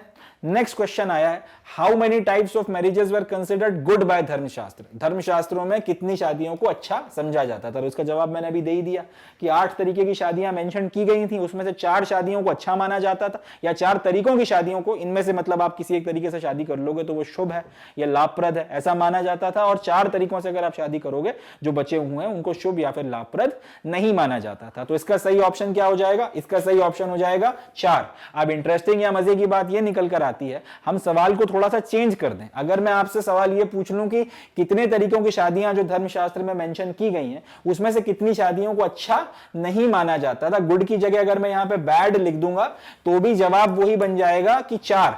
8 तरीके की शादियां मेंशन्ड हैं, 4 एक्सेप्टेबल हैं और 4 एक्सेप्टेबल नहीं है। अब सवाल यह उठेगा कई लोगों के मन में कि भाई ऐसा क्या इनमें खास है कि 4 तरीके की शादियां, या ऐसी कौन सी बुरी बात है कि 4 तरीके की शादियों को आप अच्छा नहीं मानकर चल रहे हैं। इसका जवाब यह दिया जाता है, या आर्कियोलॉजिस्ट या हिस्टोरियंस आज की तारीख में यह सोचते हैं कि बेसिकली हुआ क्या था, ये 4 तरीके की शादियां जो एक्सेप्टेबल या गुड मानी जाती थी या शुभ मानी जाती थी, ये ब्राह्मणों के द्वारा जो है डिवाइस की गई थी। उन्होंने इसको वैदिक रिचुअल्स वगैरह इनके बनाए थे और उसके अनुसार होती थी। क्योंकि उनकी मर्जी से हो रही थी इसलिए वो उसको अच्छा मानते थे। और जो बची हुई 4 तरीके की शादियां थी ये शायद उन लोगों के द्वारा शायद इस तरीके से प्रैक्टिस की जाती थी मैरिज की, जो लोग या तो 4 वर्णों की व्यवस्था में आए नहीं थे या उसमें आ भी गए थे तो पूरी तरीके से उसको फॉलो नहीं करते थे। तो इस तरीके के जो लोग थे या फिर मलेच्छ जो लोग आए, जिनको मलेच्छ बोला गया आउटसाइडर्स को, उनके जो शादियों के तरीके थे उनको भी इसमें इंक्लूड कर लिया जाए। तो बेसिकली वो सारे तरीके जो वैदिक तरीकों से डिफर करते थे या फिर उन लोगों के तरीके जो 4 वर्णों की व्यवस्था के बाहर थे या फिर 4 वर्णों की व्यवस्था में अगर आ भी गए थे तो बहुत ज्यादा उसको रिजिडली मानते नहीं थे, उन लोगों के जो मैरिज के कस्टम्स वगैरह थे उसको शायद डिस्पाइस किया जाता रहा होगा, नापसंद किया जाता रहा होगा ब्राह्मणास के द्वारा। तो उन्होंने फिर ये 4 तरीकों को मेंशन तो कर दिया कि धर्मशास्त्रों में आप चलिए 4 तरीके से इनमें से भी शादी कर सकते हैं किसी तरह से, मगर अगर ना करें, अवॉइड करें तो ज्यादा बेटर रहेगा। तो इस तरीके से आपके ये जो 4 तरीके हैं उसकी शादियां अच्छी हो गई, 4 तरीके जो हैं उसकी शादियां बुरी हो गई और टोटल आपके तरीके धर्मशास्त्रों में मैरिज करने के 8 हो गए। तो इसको आप गुड मैरिजेस की बात कर लें तो भी ऑप्शन आपका 4 बनता है, बैड मैरिजेस की बात कर लें तो भी आपका ऑप्शन 4 बनता है। तो correct option is going to be, और the right answer is going to be 4 and the correct option is going to be option number B. So with this we come to the end of the session. इस session में हम लोगों ने history class 12th उसकी पहली किताब, उसका तीसरा चैप्टर या उसकी तीसरी थीम, उसको पूरा पढ़ने के बाद में उसके ऊपर हम लोगों ने 50 MCQ सॉल्व किए हैं। हमने देखा है जितना भी नॉलेज हमें चैप्टर 3 में मिला उसके ऊपर वेरियस तरीके के जो MCQs बन सकते थे वो सारे हम लोगों ने प्रैक्टिस कर ख़त्म किए हैं। अब ये MCQs वगैरह उन लोगों के लिए खास तौर पर ज़्यादा लाभदायी रहेंगे या लाभप्रद रहेंगे जिन्होंने सारे लेक्चर्स को अटेंड किया है और अच्छे से पढ़ाई की है। उनके लिए ये सेशन इस तरह से रहा होगा कि आपको अपना नॉलेज जो है टेस्ट करने का मौका मिला होगा। अब वो बच्चे जिन्होंने सारे लेक्चर्स नहीं देखे हैं या फिर वो बच्चे जिन्होंने बिल्कुल अभी लेक्चर्स वगैरह नहीं देखे हैं, किसी वजह से शुरुआत नहीं करी है पढ़ाई की, उनके कम से कम एक ये है कि थोड़ा बहुत आपको कंसेप्ट का कुछ अंदाजा लग जाएगा। जिस तरह से मैंने कई सारे MCQs वगैरह में एक्सप्लेन किए हैं छोटे मोटे कंसेप्ट्स, तो आपको एक बेसिक अंडरस्टैंडिंग लग जाएगी क्या है। बट फिर भी मेरी एक सलाह रहेगी कि आप लोग ज्यादा अगर इफेक्टिवली इस चैप्टर को समझना चाहते हैं, इस नॉलेज को ज्यादा बेटर तरीके से यूटिलाइज करना चाहते हैं, तो अच्छा ये रहेगा कि आप लोग पहले चैप्टर 3 के लेक्चर्स वगैरह देखिए, उनको देखकर अच्छे से आप इनके कंसेप्ट को समझ लीजिए और उसके बाद में अगर आप फिर से इस सेशन को देखेंगे तो आपको ज़्यादा अच्छे से जो है टर्म 1 के लिए MCQs वगैरह की प्रैक्टिस करते बनेगी। So I tried my level best कि आप लोगों को ज़्यादा से ज़्यादा फ्रूटफुल जो है ये सेशन बनाया जाए। हर तरीके के MCQs जो पूछे जा सकते हैं आपके टर्म 1 में उनको मैंने इसमें शामिल किया है, but still I would be insisting कि आप लोग अपनी तरफ से रिवीजन करते रहें। नोट्स वगैरह एज सच आपको बनाने की ज़रूरत नहीं है, लेक्चर्स वगैरह आप देख लीजिए, उसी को अगर आप बार बार रिवाइज कर लेंगे that will be more than enough. NCERT भी पढ़ने की ज़रूरत नहीं है, सारे के सारे लेक्चर्स वहीं से बनाए गए, मगर आप इसको करते जाइए तो फिर आप अच्छे से परफॉर्म कर पाएंगे, आप बढ़िया तरीके से अपना क्लास 12th हिस्ट्री में आप एक्सेल कर जाएंगे। That is something that I can guarantee you. So before concluding I would like to inform you all chaps कि आप लोग हमारी मैग्नेट ब्रेन्स की वेबसाइट पर जाइए। यहाँ पर आपको क्लास 1 से लेकर 12th तक सारा एजुकेशन जो है फ्री ऑफ कॉस्ट प्रोवाइड किया जाता है। सारे वीडियोस एकदम ऑर्डर्ड फैशन में अरेंज्ड हैं, सारी प्लेलिस्ट अच्छे से बनी हुई हैं, बहुत फ्लॉलेसली आप जो भी ढूंढना चाहते हैं वो आपको मिल जाएगा। सारे जो चैप्टर्स हैं और जितने भी आपके एजुकेटर्स हैं सबके वीडियोस वगैरह के साथ में डिटेल में लिखा गया है कि किस लेक्चर में क्या है, तो जो भी आप एग्जैक्टली पढ़ना चाहते हैं उसी लेक्चर पे प्रिसाइसली जाके आप शुरू कर सकते हैं और अच्छे से नॉलेज गेन करके अपनी ज़िंदगी में बढ़िया परफॉर्म कर सकते हैं, एक्सेल कर सकते हैं। You can enjoy the satisfaction of learning. On this note, I would be calling it the day and concluding the lecture. ध्यान रखें अपना, पॉजिटिव रहें, पढ़ते रहें। थैंक यू, जय हिंद।